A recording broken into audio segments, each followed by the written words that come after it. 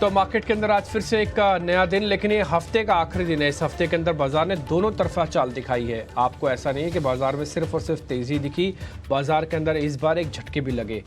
झटके दो टर्म्स में थे। पहला तो एफआईज की होल्डिंग थोड़ी कम हुई है, 84% से घटकर अब 78% तक आ चुके हैं, 6% कम हुई है। और बाजार के अंदर आपने 24,200 को भी टेस्ट होते हुए देखा और 52,000 के निफ्टी को बैंक निफ्टी को ब्रेक होते हुए देखा है। कल थोड़ा वॉलेटाइल हो गया मार्केट, और अगले 10 दिन जो है, आप मैं फिर से बोलूँगा, थोड़ा रिपीट करूँगा आपके लिए कि 10 दिन आप बजट ओरिएंटेड थीम के साथ रहिए और बजट के बहुत बढ़िया स्टोरीज हमारे रिपोर्टर आपके लिए लेके आ रहे हैं। आप उसका भरपूर फ़ायदा उठाइए, कम ट्रेड कीजिए और जो भी करना है उसको बिल्कुल पक्के मन से और देख के कीजिए। जहाँ पे आपको लग रहा है कि हिट हो सकता है, आप पे जोर से पंच मारिए। जहाँ हिट नहीं हो सकता, लीव द मार्केट, उसको बाजार को छोड़ के बैठ जाओ। 4 विंडो आपके सामने हम रखते हैं, उस विंडोज के अंदर ट्रिगर्स होंगे, फिर हम कार्यक्रम को आगे बढ़ाएंगे। धीरे धीरे करके एक एक चीज़ आपके सामने रखते चलेंगे। खबरों वाले share, global markets, stocks in news, brokerage reports और मार्केट का एनालिसिस भी होगा।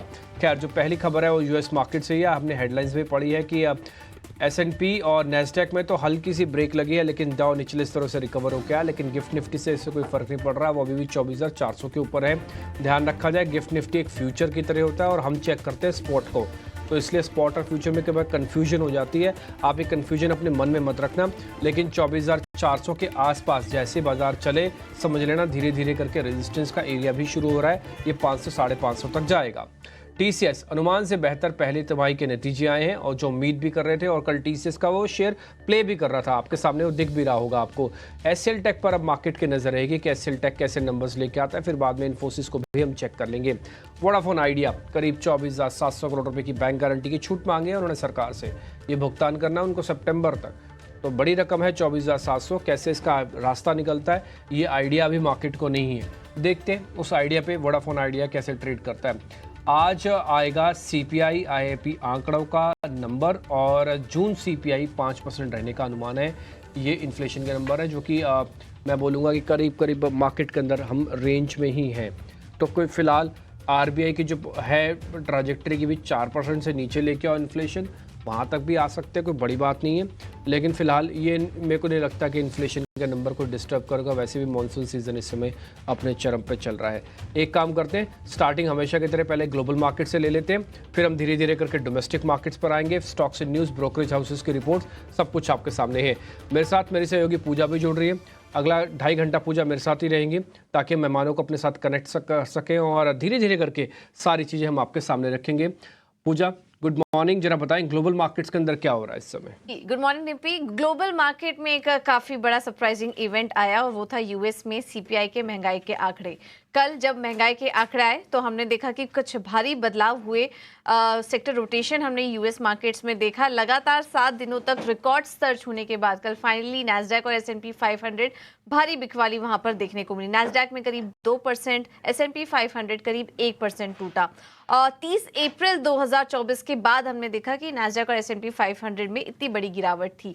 एनवीडिया, मेटा जैसे स्टॉक्स 4 से 5% टूटे और वजह यही थी सीपीआई में सरप्राइजिंगली कल 0.1% की गिरावट आई है। अनुमान था 0.1% की बढ़त था, लेकिन उसके सामने कल ये जो नरमी आई ये काफी पॉजिटिव था कल यूएस मार्केट के लिए, क्योंकि हमने देखा कि बाकी दोनों इंडाइसेस तो नहीं चल पाए, लेकिन ब्रॉडर मार्केट में काफी अच्छी बाइंग कल यूएस मार्केट में देखने को मिली, क्योंकि यूएस महंगाई दर 3 साल के निचले स्तर पर आ चुका है। तो अब ये अटकलें काफी तेज हो चुकी है, संभावनाएं काफी बढ़ चुकी है कि सितंबर में ब्याज दरों में कटौती हो सकती है फेड की तरफ से। इस वजह से जो अन्य स्मॉल कैप और हाउसिंग स्पेस थे वहां कल हमने अच्छी बाइंग देखी, क्योंकि जब हम ब्याज दरों में लगातार बढ़त का दौर देख रहे थे तो सबसे ज्यादा जो इम्पैक्ट हो रहा था वो था एमएसएमई हाउसिंग सेक्टर, वो काफी ज्यादा दबाव में थे।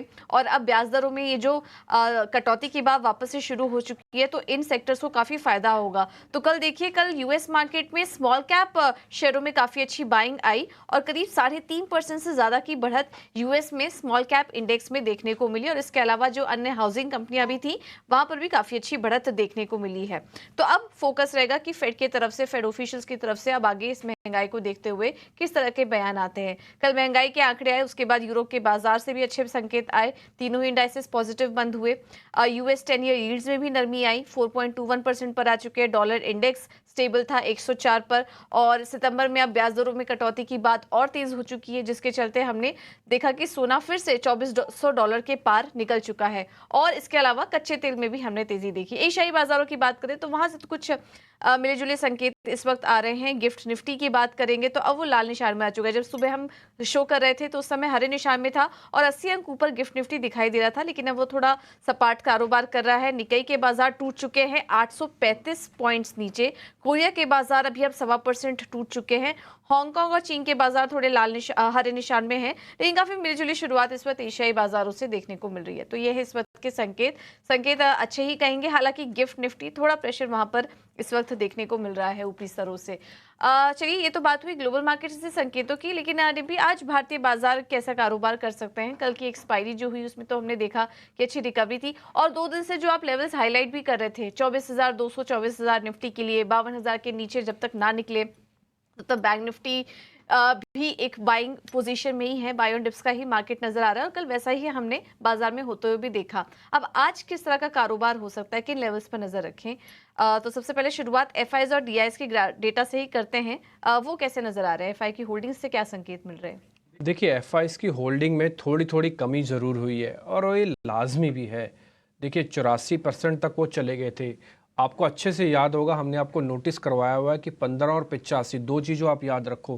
15 पे ना आप किसी की सुना मत करो, अपने आप से फैसला ले लिया करो, बाजार को प्लस कर लिया करो। ये बैक टेस्टेड डाटा है एफआईज का, और एफआईज के ही बदौलत आप देखते हो बाजार के अंदर बहुत स्पीड से रिकवरी आती है। डीआई सिर्फ बाजार को संभालता है, होल्ड करवाता है। एफआईज बाजार को चलाता नहीं है, दौड़ाता है। और आपने दौड़ सिर्फ एक ही मंथ में, जून के महीने में देखी है। 3 तारीख 4 तारीख को एफआईज की होल्डिंग 13% पे थी, और बाद में जून खत्म होते होते इनकी होल्डिंग 80% से ऊपर पहुंच गई। बाजार ने पंख लग गए थे। आप रोज भगवान से प्रार्थना करते थे डिप मिल जाए, मैंने तो माल लिया नहीं, रोज बाजार चला देता था। तो ये चीज़ आपको एफआईज की ताकत सिर्फ और सिर्फ समझना हो तो सिर्फ जून महीना चेक कर लिया जाए। ये अपने आप में बताने के लिए सफिशिएंट है कि एफआईज ड्रिवन मार्केट किस तरह से चलता है। अब आते हैं 2 इंपॉर्टेंट चीज़ों पे। पहली चीज़ आती है कि एफआईज ने कल किया क्या। मैं 2 हिस्सों में बताता हूँ। एक हिस्सा तो यही रखना जो सामने है। आप कल देखोगे कैश में और ऑप्शंस में दोनों तरफ से माल बेचा गया कल। और कल आप फील भी कर रहे होगे 1 मिनट के लिए मार्केट को, जब उसने 52,000 तोड़ा, बिल्कुल मक्खन की तरह काटता गया। पता भी नहीं चला बैंक निफ्टी का 52,000 कब में टूट गया। कोई रेजिस्टेंस नहीं आया, किसी तरह का कोई हर्डल नहीं, कोई शोर शराबा नहीं।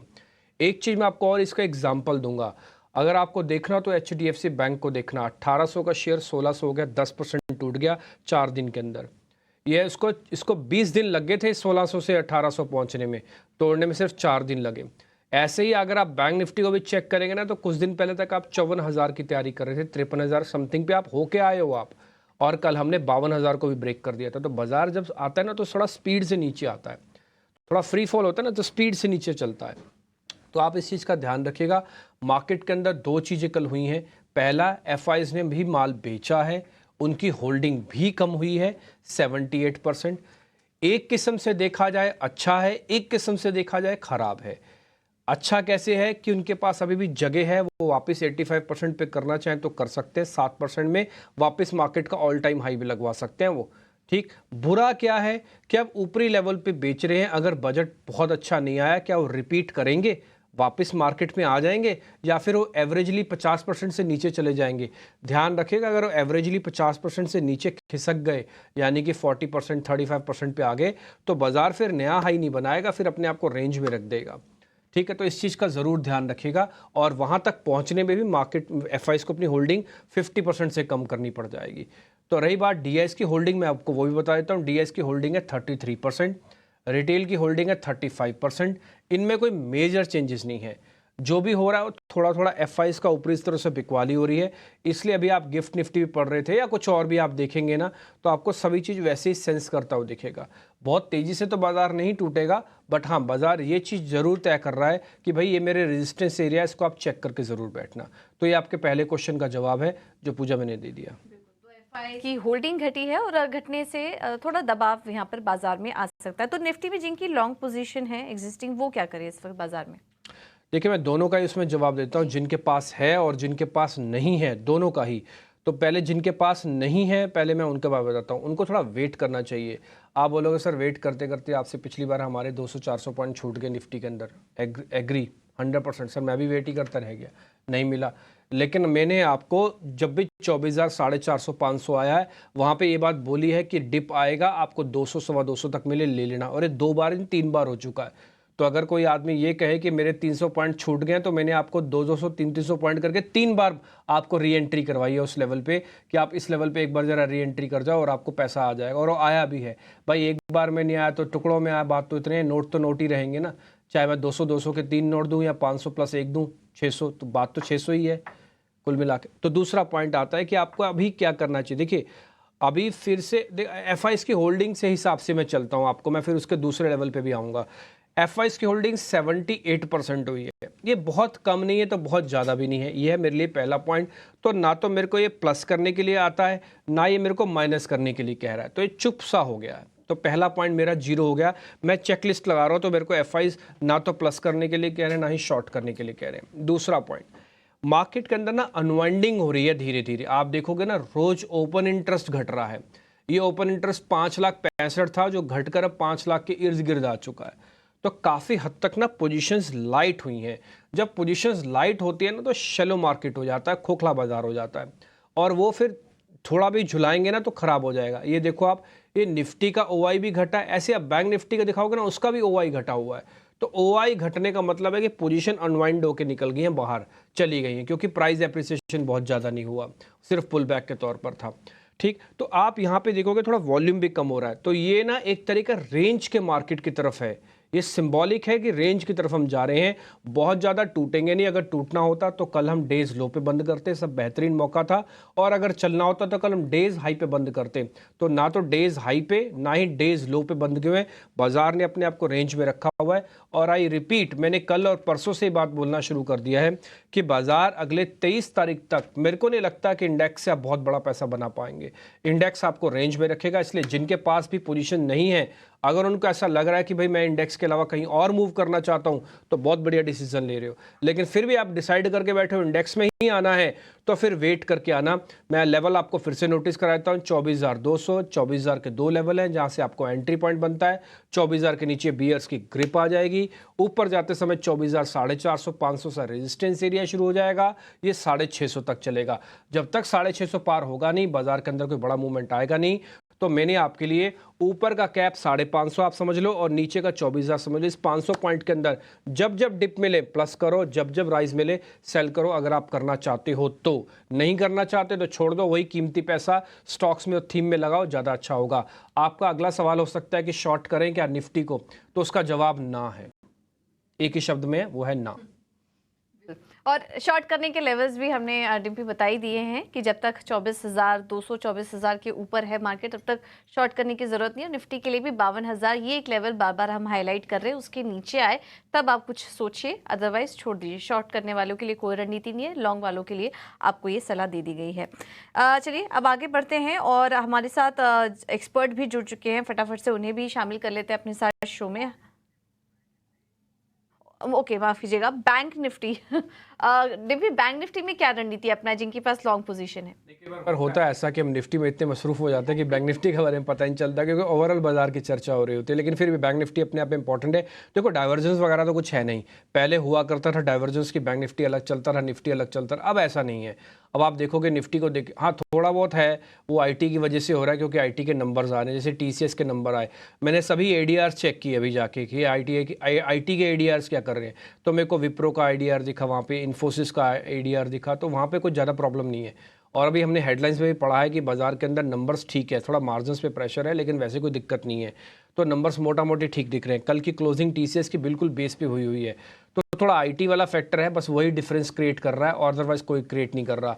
दूसरा पॉइंट आता है बैंक निफ्टी में। देखो, बैंक निफ्टी ने कल 52,000 तोड़ दिया। ना केवल 52,000 तोड़ा, बल्कि 51,900 भी तोड़ा, 51,800 भी टेस्ट किया। तो एक ही दिन में वो 3-3 लेवल को ना ऐसे क्रश कर देता है।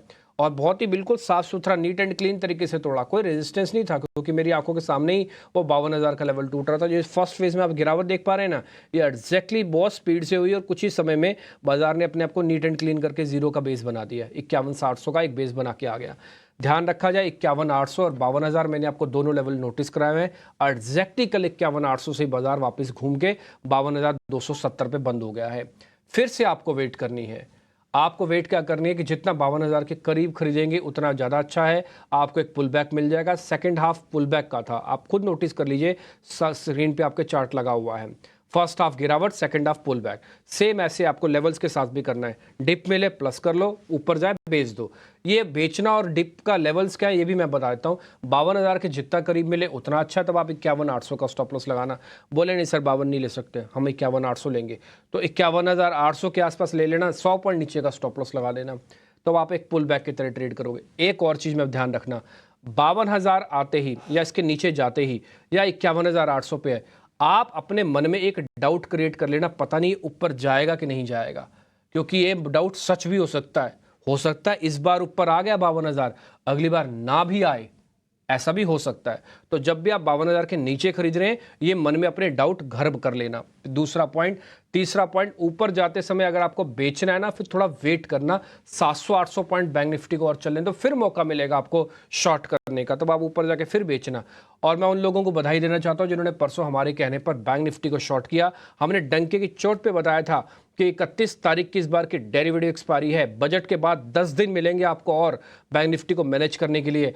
आप चाहो तो एक बार राउंड की शॉर्टिंग भी कर सकते हो, अगर याद नहीं है तो यूट्यूब को थोड़ा आगे पीछे करके देख लो, आपको समझ में आ जाएगा मैंने किस लेवल पे और किस तरह से ये बात आपके सामने रखी।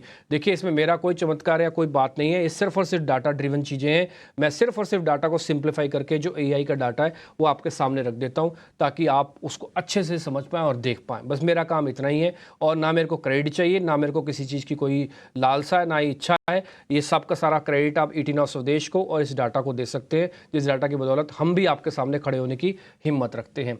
तो फिलहाल आपको डिप की वेट करनी चाहिए। पुराने वाले लोग हैं, ट्रेलिंग स्टॉप लॉस के साथ काम करना चाहे जरूर कर सकते हैं। बाजार थोड़ा बहुत ऊपर आ सकता है तो आ भी सकता है। शॉर्ट करने की रिकमेंडेशन हमारी तरफ से ना है। ठीक है, तो बैंक निफ्टी में भी शॉर्ट करने की सलाह नहीं है और निफ्टी में भी आपको बता दिया कि शॉर्ट करने की सलाह नहीं है, लेवल्स भी आपको बता दिए हैं। चलिए, ये है आज के लिए बैंक निफ्टी और निफ्टी पर रणनीति। जो इंपॉर्टेंट लेवल्स हमने बताए हैं वो ज़रूर नोट डाउन कर लिए और उस पर आप नज़र रखिए। अब एक्सपर्ट को शामिल करने का समय है। हमारे साथ इस वक्त पैनल पर अंशुल जैन जी मौजूद हैं और इसके अलावा हमारे साथ अक्षय भागवत भी जुड़ चुके हैं। आप दोनों का बहुत बहुत स्वागत है शो पर। अंशुल जी, सबसे पहले आपके पास आएंगे, बताइए क्या नज़रिया बन रहा है आज आपका बाजार पर, निफ्टी और बैंक निफ्टी पर, और साथ ही अपने ट्रेडिंग आइडियाज भी बताइए। नमस्कार पूजा जी, नमस्कार डिम्पी जी। देखिए, एफआईआई के डेटा से चालू करूंगा जो डिम्पी जी ने नोटिस कराया। एफआईआई नेट इंडेक्स में देखें तो 5 लाख के ऊपर ओवरबॉट हो जाता है, और जब ओवरबॉट हो जाता है तो ऊपर जाने जगह नहीं बचती है, भले मार्केट नीचे आए ना आए, ऊपर जाने जगह नहीं बचती है। और वही हम मार्केट में देख रहे हैं कि एकदम से साइडवेज हो गया है। जुलाई की स्टार्टिंग से देखें तो प्रीवियस मंथ हाई प्रोटेक्ट जरूर कर रहा है, लेकिन उसके ऊपर भी बहुत ज्यादा नहीं जाता है, हिट करता है, बाउंस करके 24,300 24,400 पे वहां जाके अटक जा रहा है। तो रेंज जो डिम्पी जी ने कही है मैं उसके साथ बिल्कुल एग्री कर रहा हूँ। या तो 24,000 नीचे टूट जाए तो फिर हम क्लियरली शॉर्ट्स इनिशिएट करना स्टार्ट करें, प्रॉफिट बुकिंग का दौर स्टार्ट हो जाएगा। 23,200 23,400 की रेंज स्टार्ट हो जाएगी, या 24,400 24,500 के ऊपर सस्टेन करना स्टार्ट कर दे तो फिर हम 25,000 25,400 की तरफ बढ़ना स्टार्ट कर देंगे। वैसे लग नहीं रहा दोनों केस में कि ये रेंज अभी बहुत जल्दी टूटेगी। प्रोबेबली बजट तक हम इसी रेंज में कारोबार करते हुए दिखेंगे। और बैंक निफ्टी में हल्की सी वीकनेस आना स्टार्ट हुई थी, लेकिन वो भी अब एक्सिस बैंक ऐसा लग रहा है कि उसको नलीफाई कर देगा। एक्सिस बैंक में यहाँ से 6-7% की तेजी दिख रही है। आईसीआईसीआई और एचडीएफसी बैंक कुछ हद तक अब साइडवेज होते हुए दिख रहे हैं, बल्कि एचडीएफसी बैंक में 2-2.5% की बाउंस बैक दिख रही है, क्योंकि नॉन स्टॉप 5 दिन गिरा है और लगभग 7-8% से ज्यादा गिरा है, तो वहां पे बाउंस बैक दिख रहा है।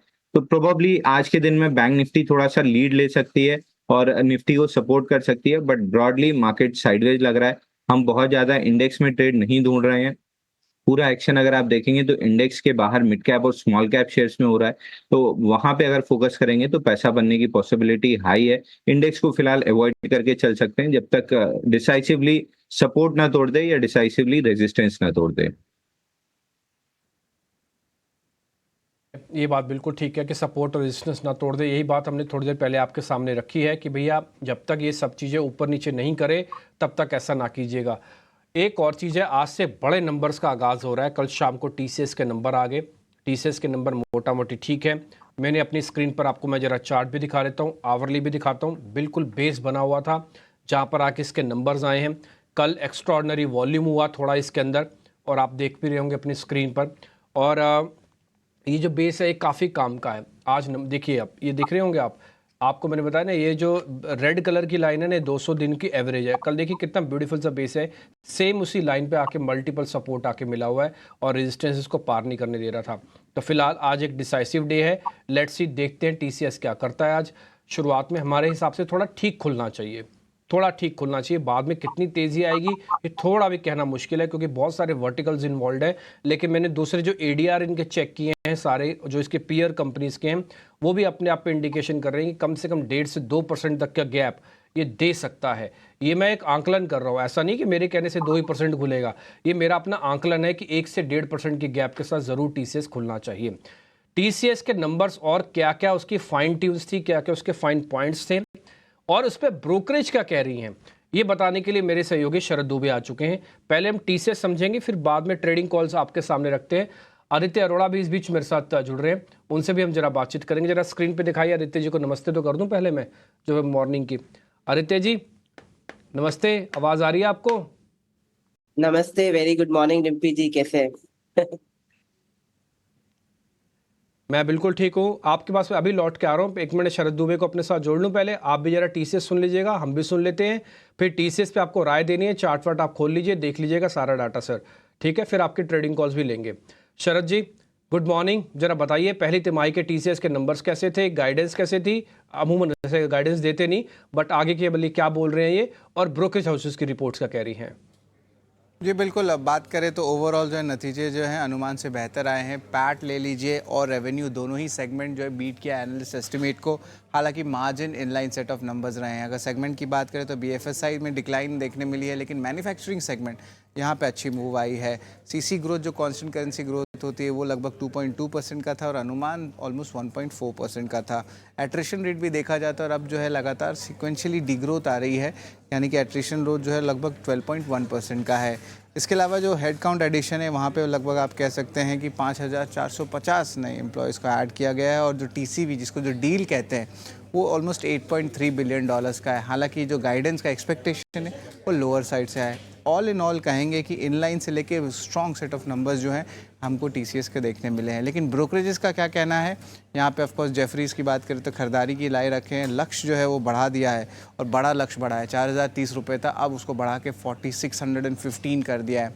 वही जेपी मॉर्गन की बात करें तो यहाँ पे भी जो है उन्होंने प्राइस को लगभग आप कह सकते हैं ओवरवेट रखा है, 4,600 पे रखा है। सीएलएसए की बात करें तो यहाँ पे जो नंबर्स आ रहे हैं वो अराउंड 4,007 रुपीज़ का आ रहा है। याद रखिए जो रिजल्ट्स है वो कह रहे हैं कि रेवेन्यू ग्रोथ जो है थोड़ी सी बॉटम आउट हो गई है और यहाँ से अगले 12 महीना ब्रोकरेज का मानना है कि रेवेन्यू में एक अपटिक देखने मिल सकता है।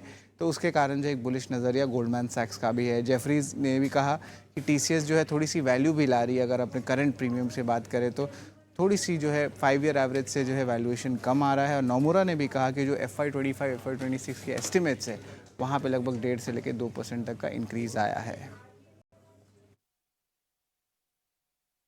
ठीक है, ना केवल आप बता रहे हैं बल्कि हमारी रीडिंग भी ये कहती है कि टीसीएस के नंबर्स तो ठीक है ना, बस ये गैप मेरे को चेक करना है। मेरे हिसाब से 1 से 1.25% तक का गैप आना चाहिए, 1.5% तक का। उसके बाद अगर थोड़ा बहुत और चल जाए तो चल जाए।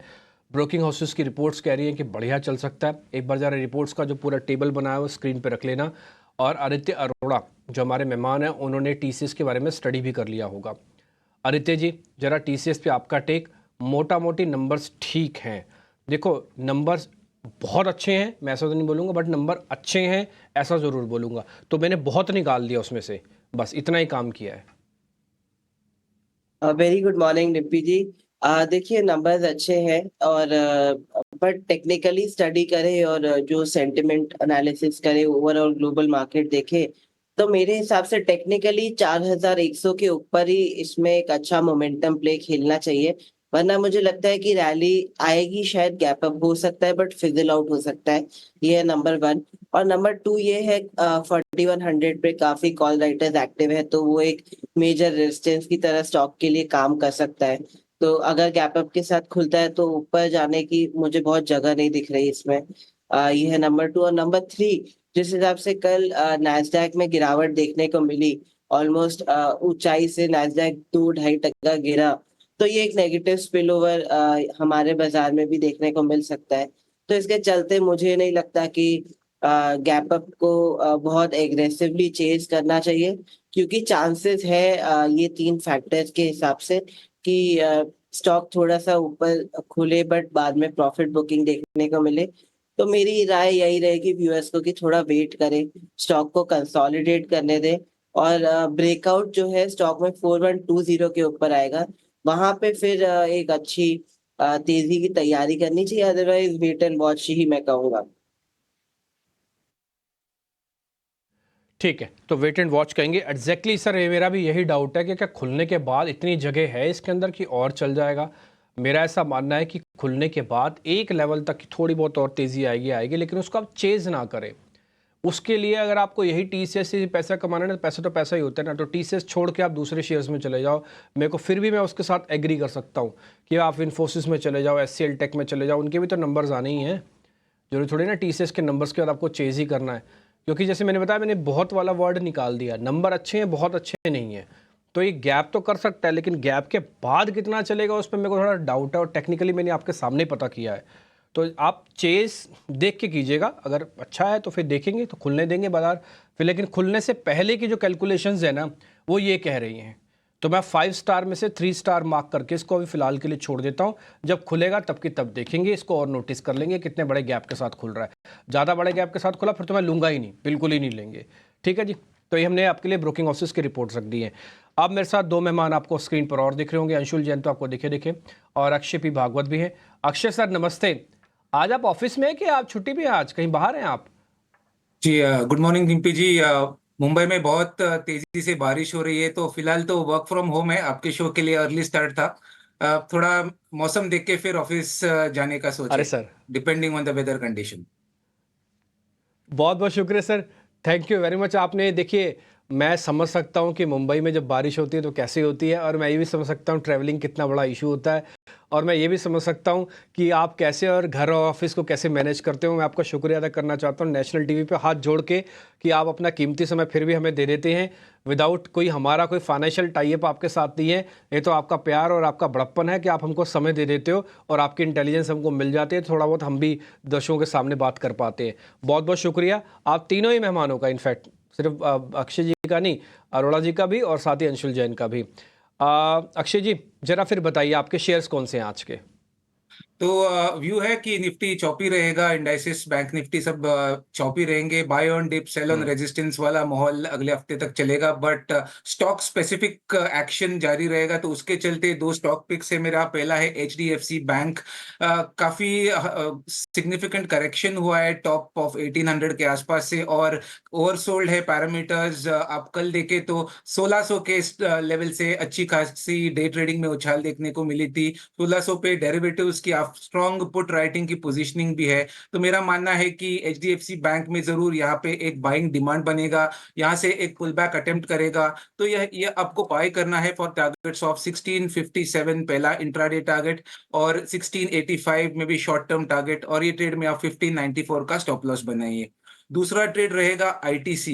ITC में ये स्टॉक मैंने आपके शो में पिछले हफ्ते भी रेकमेंड करा था, और एक अच्छे खासे बेस फॉर्मेशन 420 पे बनने के बाद ये स्टॉक ने 440 जो एक रेजिस्टेंस था 1.5 से 2 महीने का, उसको सक्सेसफुली ब्रेक करा है। तो एक बहुत ही पॉजिटिव मोमेंटम इंडिकेशन है, और यहाँ से स्टॉक 480 तक जाने की उम्मीद लग रही है। लॉन्ग पोजीशन ज्यादा हो रहे डेरिवेटिव्स में, तो मैं कहूंगा ITC करंट रेट पे आप बाय करें for targets of 477 to 491 as second target. Trade में आप 445 का स्टॉप लॉस बनाएं।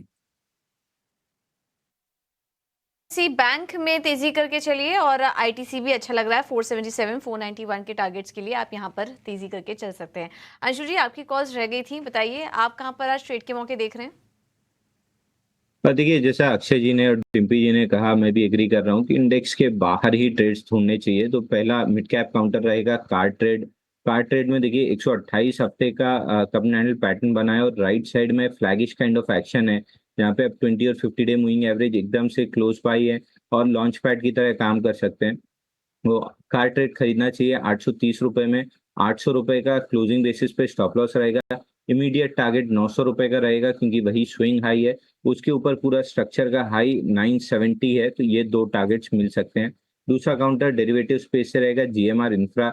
यहाँ पे 65 दिन का एक बेस बना था, ब्रेकआउट होने के बाद 17 दिन का बेस ऑन बेस पैटर्न बना है, तो यहाँ से फ्रेश ब्रेकआउट दिख रहा है स्टॉक में। जैसे ही स्टॉक में 100.3 निकलेगा, बड़ा मोमेंटम स्टार्ट होगा, 109 110 रुपए तक जा सकता है। बट फिलहाल के लिए मोमेंटम जब तक आ रहा है तब तक प्रीएम्प्टिव बाई करना चाहिए 98.7 पे। 96.7 का स्टॉप लॉस रहेगा। 101.70 का इमीडिएट टारगेट रहेगा।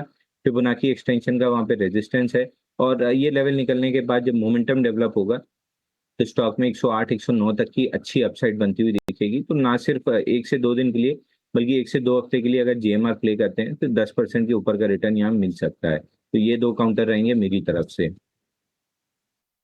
ओके, तो इंडेक्स से एचडीएफसी बैंक, आईटीसी पर अक्षय ने कॉल दी और 2 मिड कैप स्टॉक्स इंडेक्स के बाहर अंशु जी ने सजेस्ट किए, कार ट्रेड और जीएमआर इंफ्रा, यहाँ पर आप नजर रखिए। आदित्य जी, आपकी तरफ से कौन से ट्रेड होंगे आज के लिए?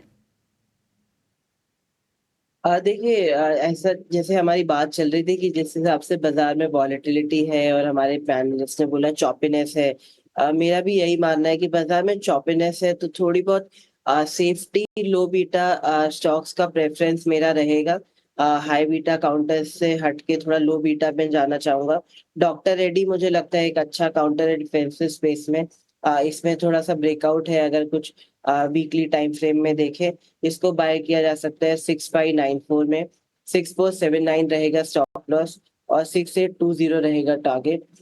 सेकंड पिक ग्लेनमार्क रहेगी, अगेन फार्मा स्पेस से इसको बाय कर सकते हैं 1384 में। 1320 रहेगा स्टॉप लॉस और टारगेट रहेगा 1450। ठीक है सर, आपके तो दोनों के दोनों शेयर फार्मास्यूटिकल्स के हैं, तो ग्रोथ विद कॉशियसनेस आपको साफ दिख रहा है आपके चेहरे से भी। और आप बता रहे हैं कि डॉक्टर रेड्डीज और ग्लेनमार्क ये 2 सौदे हैं जिस पे आपको ध्यान रखना है, प्लस करने के लिए बता रहे हैं इन दोनों में। अच्छा, अंशुल जी कह रहे हैं कि कार ट्रेड पे ध्यान रखना। अंशुल जी के कॉल पे फायर करो भैया स्क्रीन पर, ताकि हम अच्छे से स्टॉप लॉस टारगेट नोटिस कर पाएँ। एक तो कार ट्रेड और दूसरा जीएमआर इंफ्रा, ठीक है, एयरपोर्ट के नाम से मिलेगा, अब इंफ्रा नहीं रह गया वो, तो जीएमआर एयरपोर्ट हो गया। दूसरा अक्षय पी भागवत कह रहे हैं कि एचडीएफसी बैंक। देखो एचडीएफसी बैंक के बारे में बताया हम आपको 1800 के आसपास हमने बोला था कि एक बार ये वीक होगा और हमारा अपना मानना है 1600 आएगा। एग्जैक्टली आप लो चेक कर लो, 1600 का ही लगा है और कल 1621 के आसपास बंद हुआ है। छोटा सा एक पुल बैक और मारेगा, 1657 1685 तक भी ला सकते हैं, इसलिए मैं इस शेयर ट्रेड के साथ 100% एग्री करता हूँ। और दूसरा आईटीसी भी एक डिफेंसिव कॉल है। तो अगर आप देख रहे होगे ना स्क्रीन पर, तो आपको 3 शेयर 6 में से थोड़े डिफेंसिव इन नेचर है, जैसे डॉक्टर रेड्डीज है, ग्लेनमार्क है, आईटीसी है। एचडीएफसी बैंक पुल बैक का है, कार ट्रेड और जीएमआर एयरपोर्ट ही अलग अलग तरीके से होते हैं। तो कोई भी बड़े एक्सपेरिमेंट या रिस्क टेकिंग कॉल्स नहीं आई हैं, बहुत साफ सुथरे नीट एंड क्लीन, ज़्यादा नफ़ा नुकसान ना होने वाले, आराम से शांति से करने वाले ट्रेड है। क्योंकि थोड़ी उथल पुथल है, आज सेटलमेंट का डे है, आज फिर फ्राइडे भी है, तो देखते हैं आज क्या होता है। लेकिन इन्हीं ट्रेड का बेनिफिट आप ज़रूर लीजिएगा। ये हमने सारे के सारे ट्रेड स्क्रीन पर दिखा दिए। अब मैं अपने शोगी शरद को वापस से जोड़ रहा हूँ ताकि हम खबरों वाले शेयर्स भी उनसे पता कर पाएँ, और कोई बिजनेस अपडेट आया है तो वो भी बता पाएँ। शायद एक रियल एस्टेट कंपनी ने बिजनेस अपडेट दिया, काफ़ी शानदार है, एक बार जरा वो शरद से पता कर लेते हैं। शरद, वापस से बताएंगे आप स्टॉक से न्यूज़ और कोई बिजनेस अपडेट है तो?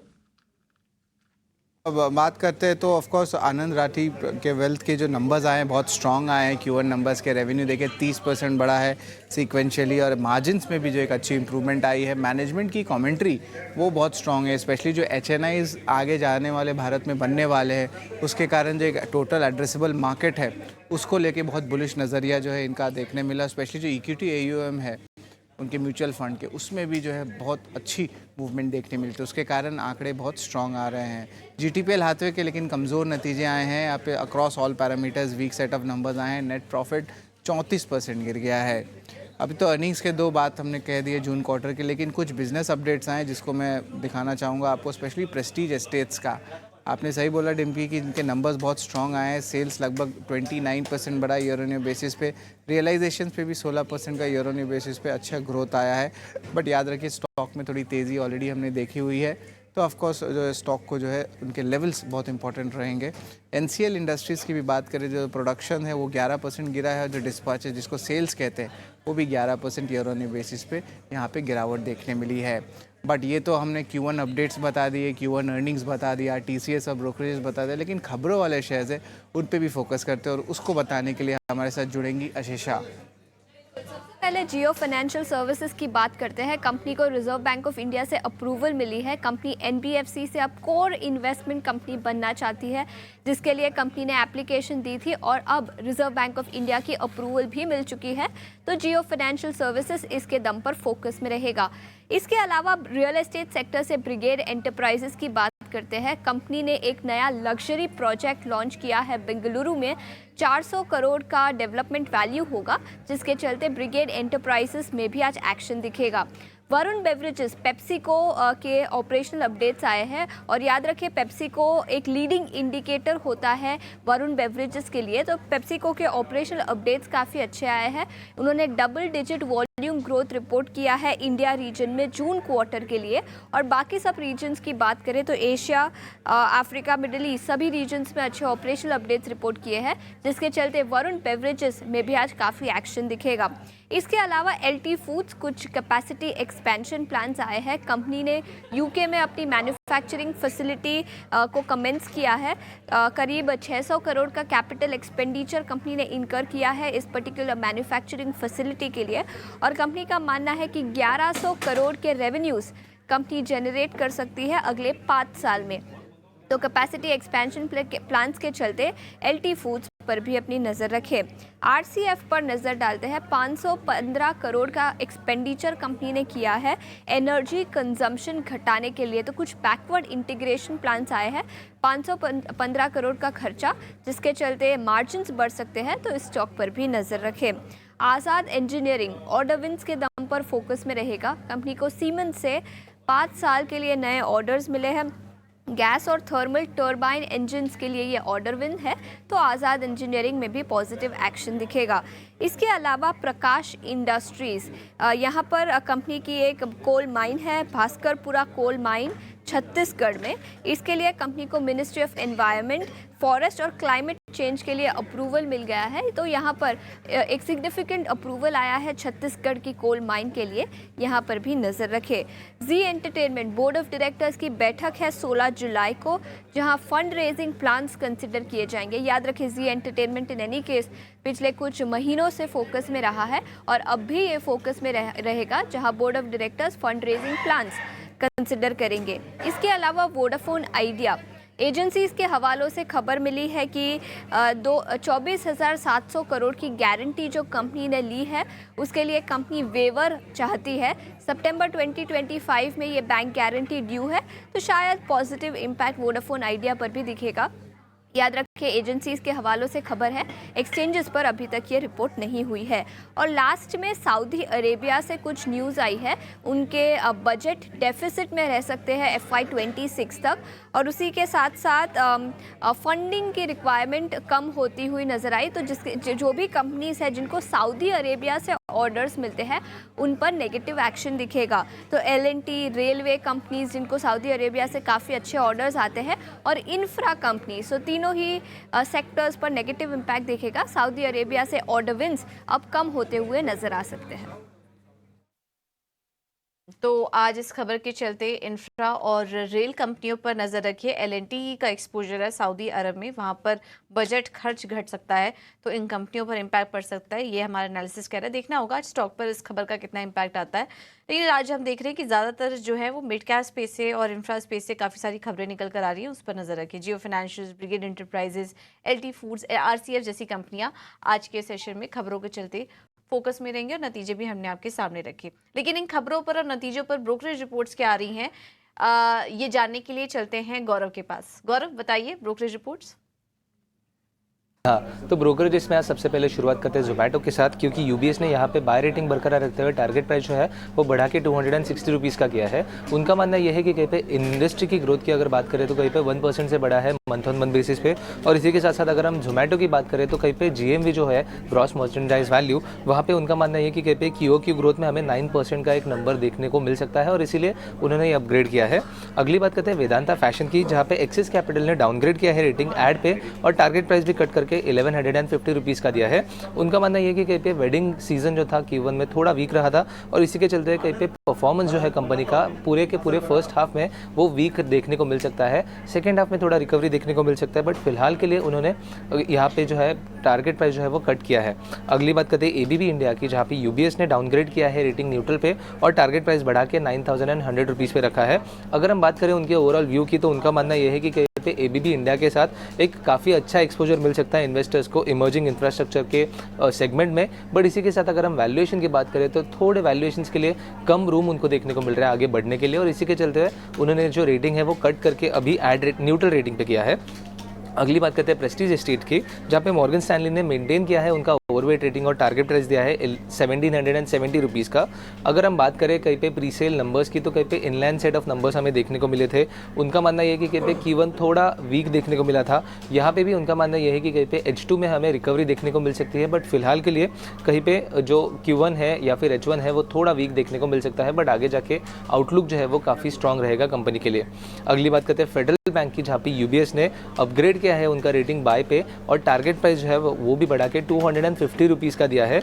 उनका मानना यह है कि कहीं पे आउटलुक जो है वो पूरा का पूरा काफ़ी इंप्रूव होते हुए देखने को मिल रहा है। रिस्क रिवॉर्ड रेशियो जो है वो काफ़ी फेवरेबल है फेडरल बैंक के लिए। आगे जाके कहीं पे ROA एक्रीशन देखने को मिल सकता है और जो न्यू CEO है इसके वजह से एक आगे जाके भी एक नया ग्रोथ हमें बैंक में देखने को मिल सकता है। अगर हम सभी फैक्टर्स की बात करें तो एक फेवरेबल फैक्टर्स बैंक के लिए चलेंगे और इसीलिए आगे जाके री रेटिंग भी देखने को मिल सकता है और इसीलिए उन्होंने ये जो टारगेट प्राइस है वो बढ़ा के 250 रुपीज़ का किया है। और आखिर में बात करते हैं TCS की, जहाँ पे जेफरीज ने अपग्रेड किया है उनका रेटिंग बाय पे और टारगेट प्राइस बढ़ा के 4615 रुपीज़ का दिया है। तो जैसे हमने देखा कि कल TCS के रिजल्ट्स आए थे, जेफरीज के एस्टिमेट्स के अगर देखें तो उसके ऊपर एक बीट हमें देखने को मिला था और उनका मानना यह है कि कहीं पे अगर TCS की बात करें तो वैल्यूएशन पे भी एक अच्छा प्रीमियम TCS आगे जाके सपोर्ट कर सकता है और इसीलिए उनका जो टारगेट प्राइस है वो बढ़ा के 4615 रुपीज़ का दिया है। तो ब्रोकरेजेस की माने तो ये सब स्टॉक्स पे नज़र रखना काफ़ी ज़रूरी रहेगा, क्योंकि एक स्ट्रॉन्ग वर्ड जो है ब्रोकरेजेस की तरफ से हमें इन सब काउंटर्स में देखने को मिल रहा है।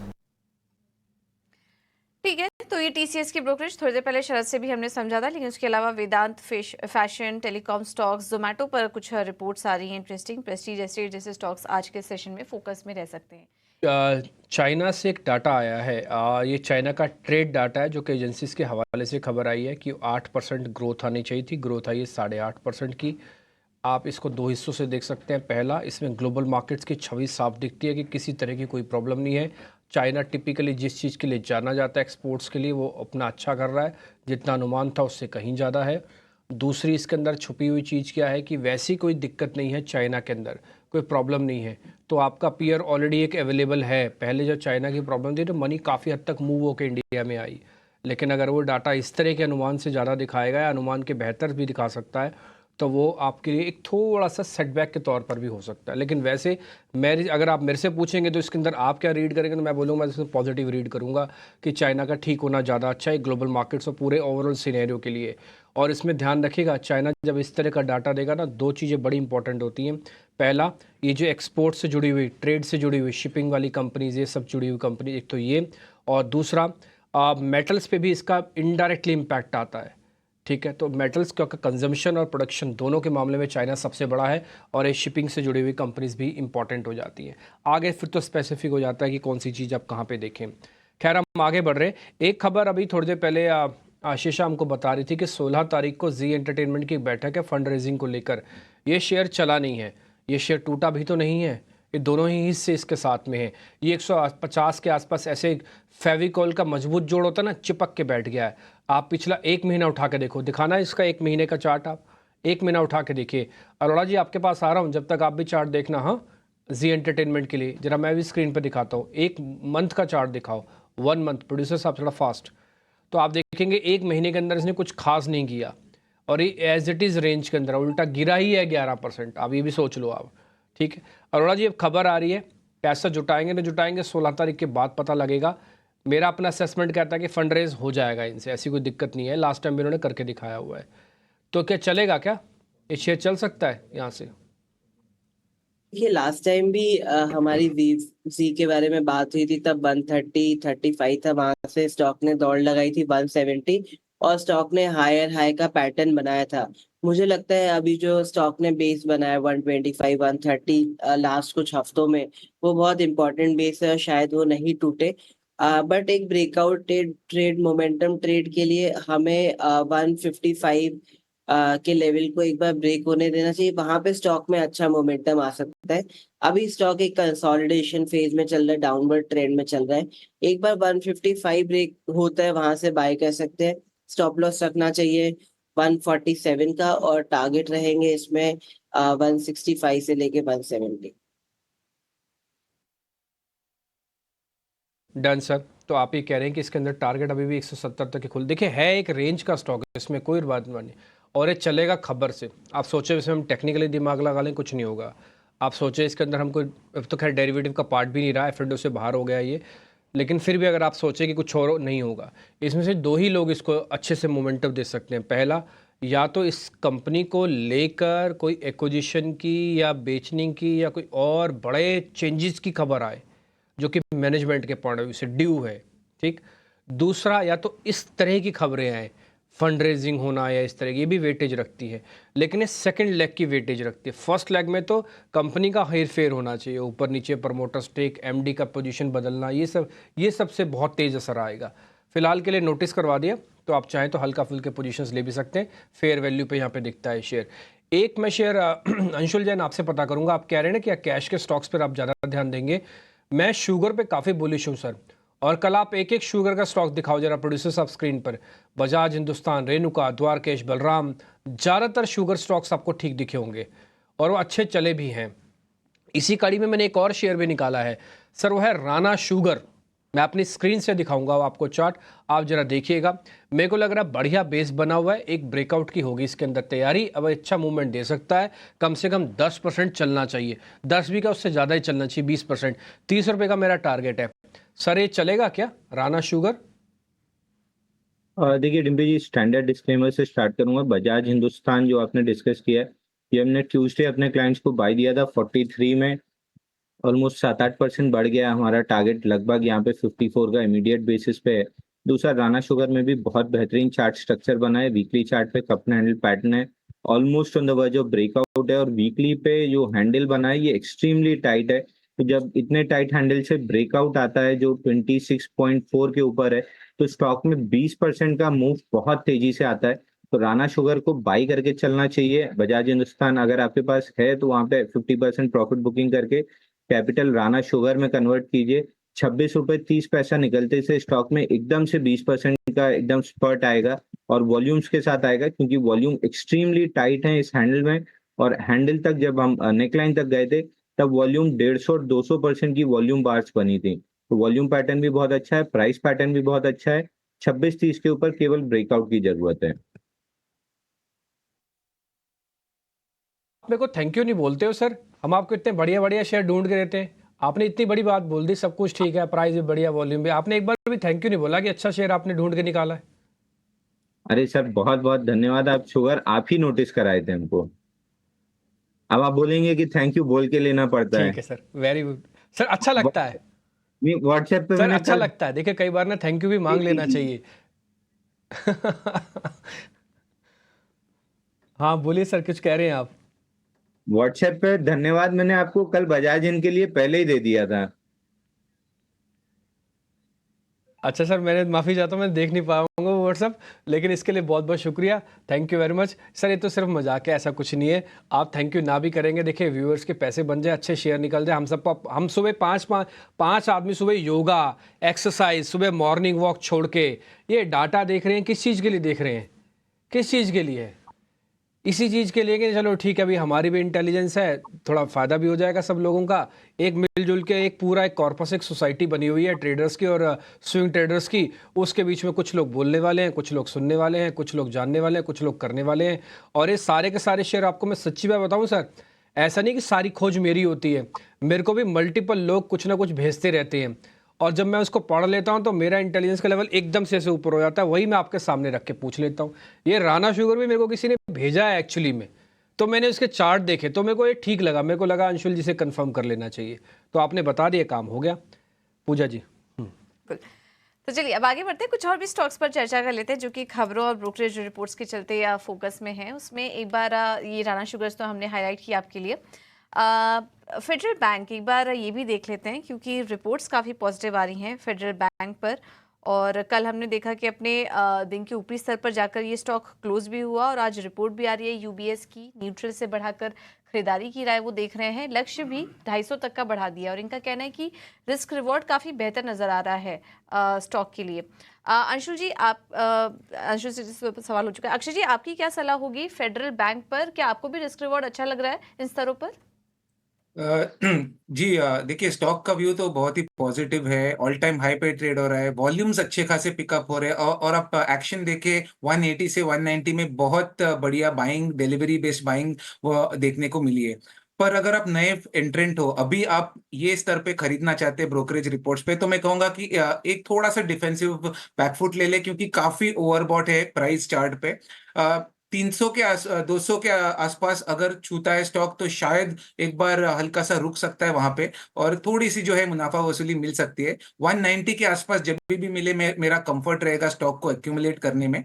बाकी ओवरऑल अगर थोड़ा मीडियम टर्म व्यू बनाओ, में जिनके पास है शेयर ऑलरेडी, तो 225 से लेके 240 ये दो टारगेट से आपको बने रहना है। तो पॉजिटिव व्यू बिल्कुल है फेडरल बैंक में, बस नए खरीदारों को 190 लेवल जब भी मिले तभी आपको ये शेयर में एंट्री करनी है। नई खरीदारियों के खरीदार जो करना चाह रहे हैं वो 190 के लेवल्स का वेट करें, अभी 192 पर है, थोड़ा नीचे आ जाए तो यहाँ पर आप खरीदारी के लिए रणनीति अपना के चल सकते हैं। जोमेटो, इस स्टॉक ने भी कल अपना नया ऑल टाइम हाई बनाया, और यहाँ पर भी कुछ रिपोर्ट्स काफ़ी पॉजिटिव नजर आ रही है। यूबीएस ने जो अपना पहले का टारगेट दिया था 250 का, अब वो बढ़ाकर 260 का कर दिया है, और कल ये स्टॉक भी हमने देखा कि ऊपरी स्तर पर जाकर बंद हुआ। हालांकि पिछले एक महीने से ही स्टॉक में काफ़ी अच्छी रैली है, करीब करीब 20 से 21% की तेज़ी ये स्टॉक ऑलरेडी दिखा चुका है। जोमेटो पर अंशुल जी, आप सलाह दीजिए क्या करें? जोमेटो में काफ़ी अच्छा रन अप आ चुका है, अभी भी क्या आपको मौके दिख रहे हैं? अगर किसी को फ्रेश एंट्री लेनी हो स्टॉक में तो क्या मौके हैं, या फिर अभी यहाँ पर भी बाय ऑन डिप्स की रणनीति अपनाई जाए? और पूजा जी, जोमेटो में 53 दिन का एक कप एंड हैंडल पैटर्न का ब्रेकआउट आया है, और मैं क्षमा चाहूंगा कि लेवल्स में डिस्कस नहीं कर पाऊंगा क्योंकि ये मेरे पर्सनल पोर्टफोलियो में है। जनरली ब्रेकआउट्स मैं भी प्ले करता हूँ कुछ कुछ स्टॉक्स में अपने अकाउंट में, तो जोमेटो मेरे पर्सनल अकाउंट में खरीदा हुआ है, तो मैं लेवल्स नहीं डिस्कस कर पाऊंगा, बट स्ट्रक्चर 53 दिन का ब्रेकआउट है, तो स्टॉक में तेजी दिख रही है। आदित्य जी, आप सलाह दीजिए, जोमेटो पर क्या व्यू बन रहा है आपका?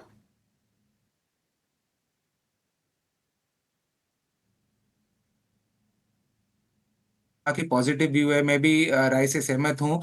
और अगर टारगेट का प्रोजेक्शन करना है तो ट्रेडिंग के लिए ऐसे 230 ये आपका टारगेट बनेगा, और थोड़ा सा पोजिशनल 1.5-2 महीने की अवधि से 257 तक का स्टॉक छू सकता है। अगर आप लेवल्स प्रिडिक्ट करना चाहे कि सपोर्ट बेस कहाँ पे है, तो 209 205 ये एक बहुत ही स्ट्रॉन्ग सपोर्ट जोन है, तो करंट रेट में भी आप बाय करके चल सकते हैं जोमेटो में। अगर आप ट्रेडिंग स्टॉप लॉस बिठाए तो 200 के नीचे रहेगा, पोजिशनल स्टॉप लॉस थोड़ा दूर 190 के नीचे रहेगा, बट ओवरऑल बाय की रणनीति से आपको जोमेटो में काम करना है। ठीक है, तो ये है सलाह जोमेटो पर आपके लिए। चलिए कुछ और भी स्टॉक्स पर चर्चा कर लेते हैं, और खबरों के लिहाज से अगर बात करें तो आज आरसीएफ का स्टॉक वापस से फोकस में रह सकता है। खबर यहाँ पर निकल कर आ रही है कि एनर्जी खपत घटाने के लिए 515 करोड़ का खर्च करेगी कंपनी। पॉजिटिव खबर है फर्टिलाइजर कंपनियों के लिए, और फर्टिलाइजर कंपनियां भी हाल फिलहाल फोकस में भी रही हैं, तो एक बार सलाह फर्टिलाइजर कंपनियों पर और आरसीएफ पर भी ले लेते हैं। अक्षय जी, क्या नजरिया बन रहा है आपका फर्टिलाइजर स्टॉक्स पर? काफी रनअप दिखा चुके हैं, और बजट के दौरान तो ये सारी कंपनियां फोकस में रहती हैं। खबर के चलते आरसीएफ अच्छा लग रहा है आपको, या फिर कोई और फर्टिलाइजर कंपनी जो कि जहां पर कि अभी भी एंट्री लेने के मौके देख रहे हैं आप? जी देखिए, फर्टिलाइजर सेक्टर एक बजट फ्रेंडली सेक्टर है और मेजॉरिटी ऑफ द मूव एक प्रीएम्पशन था बजट के पहले वो हो चुका है, ये मेरा मानना है। जो अभी का दौर रहेगा वो कंप्लीटली एक ट्रेडिंग का बाउंस बैक का दौर रहेगा, जहां पे कुछ बड़े गेंस तो नहीं, हल्के फुल्के 1.5 से 2% वाले मूव रहेंगे। तो यहाँ पे आरसीएफ जो जिक्र किया आपने, यहाँ पे एक रेंज बाउंड सिनारियो तो कोई ट्रेड के मौके बनते हुए नहीं दिख रहे, बट अगर आप चंबल फर्टिलाइजर स्टॉक को देखें तो यहाँ पे मेरा थोड़ा कॉन्फिडेंस लेवल ज्यादा है। अगर फर्टिलाइजर स्टॉक्स में देखें तो एक ट्रेडिंग सपोर्ट पे 2 दिन से क्लोज हो रहा है, जो करीबन 490 और 95 का लेवल है। यहाँ से अगर स्टॉक उछलता है वापस तो 525 या 530 के स्तर छू सकता है। तो ट्रेडिंग के मौके है, शॉर्ट टर्म मौके है। 480 के नीचे आप स्टॉप लॉस बना के चंबल फर्टिलाइजर्स बाय करें for target of 525 to 530। Okay ठीक है, तो इस चंबल फर्टिलाइजर पे भी आपको रिकमेंडेशन मिल गई। बस एक 20 सेकंड का ब्रेक और ले रहे हैं हम। 20 सेकंड के ब्रेक के बाद आपके जितने भी सवाल मेरे को मिल रहे हैं, टिपिकली मैंने अब यूट्यूब अभी खोला थोड़ी देर पहले, माफ़ी चाहता हूँ थोड़ा लेट भी हो गया। वहाँ पे काफ़ी सारे लोग अपने सवाल पूछना भी चाहते हैं, मैं जल्दी जल्दी उनके सवाल ले लूँगा, फटाफट से लूँगा। और तीनों टेक्निकल एनालिस्ट बिल्कुल तैयार रहेंगे, प्रोड्यूसर भी तैयार होंगे। रैपिड फायर राउंड के जरिए ये हम करने वाले हैं। बस 20 सेकंड बाद आपके सवालों का सिलसिला।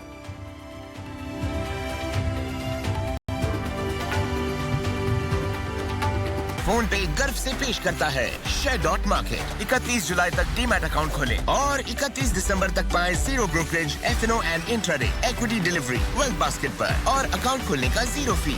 शेयर डॉट मार्केट डाउनलोड करें और निवेश शुरू करें। प्रतिभूति बाजार में निवेश बाजार जोखिमों के अधीन है। योजना संबंधी सभी दस्तावेजों को सावधानी से पढ़ें।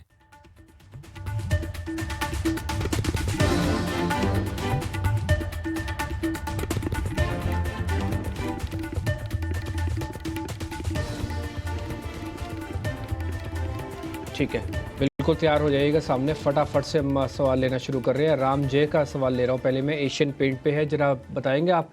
अंशुल आप ही स्पीड से बताते जाना, हाँ क्या करना है। एशियन पेंट फटाफट से बताते जाओ, काफ़ी सारे सवाल आएंगे मेरे पास। देखिए एशियन पेंट्स बिल्कुल बाय करना चाहिए। शॉर्ट टर्म स्ट्रक्चर पे ब्रेकआउट है 2990 रुपए में। तो यहाँ से स्टॉक में बहुत आराम से 3270 तक की रैली दिख रही है और ओवरऑल बॉक्स लो से चला है। तो 4-6 महीने में ये बॉक्स हाई 3550 भी टेस्ट कर सकता है। तो बिल्कुल करंट मार्केट प्राइस से बाई करके चलना चाहिए।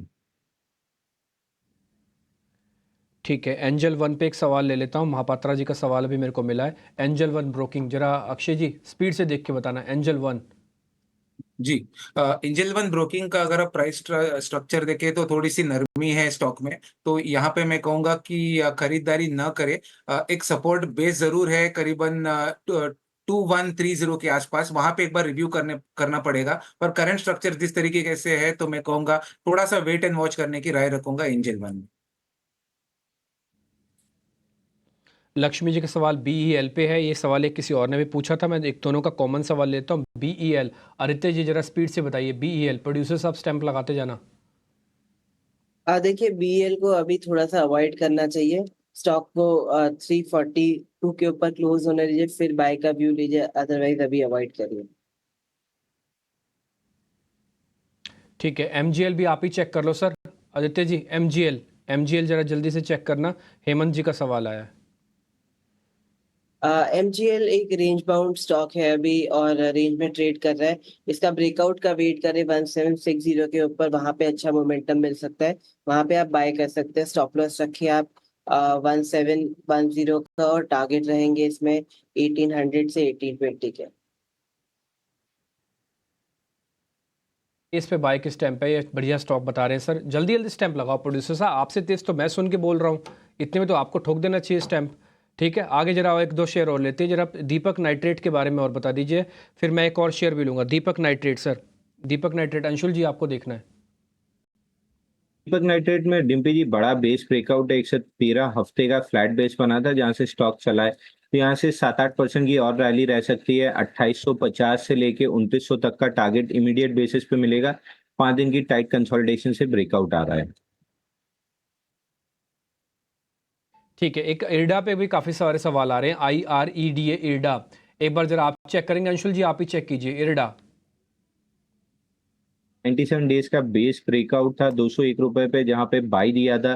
पहला टारगेट 290 का ऑलमोस्ट हो गया है। 340 रुपए तक ये स्टॉक जाता हुआ दिख रहा है। आज शायद रिजल्ट भी है इसका, तो थोड़ा सा केयरफुल रहना चाहिए, बट स्टॉक का जो स्ट्रक्चर है वो 340 रुपए बता रहा है कि 340 तक ये जा सकता है।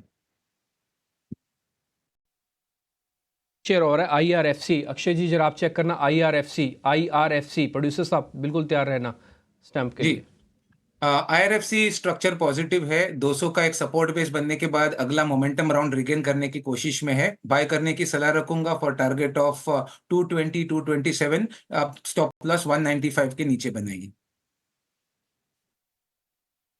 ठीक है आदित्य अरोड़ा, धानी सर्विसेज जरा देख के बताना। धानी सर्विसेज, फिर बाद में टाटा स्टील भी लेंगे। दीप जी का काफ़ी बार सवाल आ चुका है, पहले आप धानी चेक करो।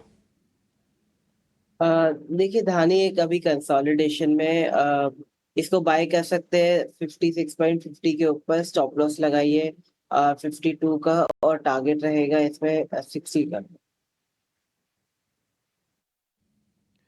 ठीक है, अब एक टाटा स्टील भी आप ही चेक करो जरा। टाटा स्टील देखिए मैं मेटल काउंटर पे स्टॉक स्पेसिफिक सलाह नहीं दूंगा, बट ओवरऑल मैं ऐसा कहूंगा कि ओवरऑल निफ्टी मेटल इंडेक्स काफी पॉजिटिव लग रहा है। मुझे लगता है कि ओवरऑल इंडेक्स लेवल पे ही 5% की तेजी देखी जा सकती है। स्टॉक स्पेसिफिक भी मुझे लगता है 10% मूव आ सकते हैं। ठीक है, दो शेयर मेरे पास और है, मैं स्पीड से फटाफट से ले लेता हूँ। पहला शेयर है ये रिफेक्स के नाम से कौन सी कंपनी है, एक बार जरा मेरे को खुद से चेक करनी पड़ेगी। REFEX देखना एक बार। आदित्य आपको कोई मिलती है क्या REFEX? REFEX राइट, EX तो रेफेक्स स्टॉक इंडस्ट्रीज के नाम से कोई कंपनी है। ये है हाँ जी 242 रुपए का शेयर है। ठीक है। स्टॉक में एक्चुअली कल ब्रेकआउट देखने को मिला, तो बिल्कुल इस स्टॉक के साथ जा सकते हैं। वॉल्यूम के साथ स्टॉक ऊपर जा रहा है, तो तेजी में अभी बने रहे अगर आपके पास है, और ट्रेडिंग स्टॉप लॉस रखें 215 का। हो सकता है स्टॉक में तेजी यहाँ पे और भी कायम रहे। ठीक है, एक शेयर में और पता कर लेता हूँ। एक SCC और बता दो जरा एक बार। अंशुल जैन आप SCC बताओगे? SCC HCC में डिम्पी जी बेस ब्रेकआउट है। ये स्टॉक हमारी एक्टिव वॉच लिस्ट में, हमने अपने क्लाइंट्स को स्टैंडर्ड डिस्क्लेमर दे दूं कि रिकमेंड भी किया है। 19 हफ्ते का बेस ब्रेकआउट था, उसके ऊपर 21 दिन का वापस बेस ऑन बेस पैटर्न बना है। यहाँ से स्टॉक बहुत आराम से 61 और 65 के लेवल्स टेस्ट कर सकता है। तो अगर है तो बहुत अच्छा है, नहीं है तो 53 45 के ब्रेकआउट पे वापस से लॉन्ग कर सकते हैं। 61 और 64 ये दो टारगेट इमीडिएट बेसिस पे दिख रहे हैं। ठीक है, एक सुप्रिया लाइफ साइंसेज होगा। एक लास्ट सवाल मैं और ले लेता हूँ। सुप्रिया लाइफ साइंसेज के नाम से है। अरोड़ा जी आप जरा चेक करना सुप्रिया लाइफ साइंसेज।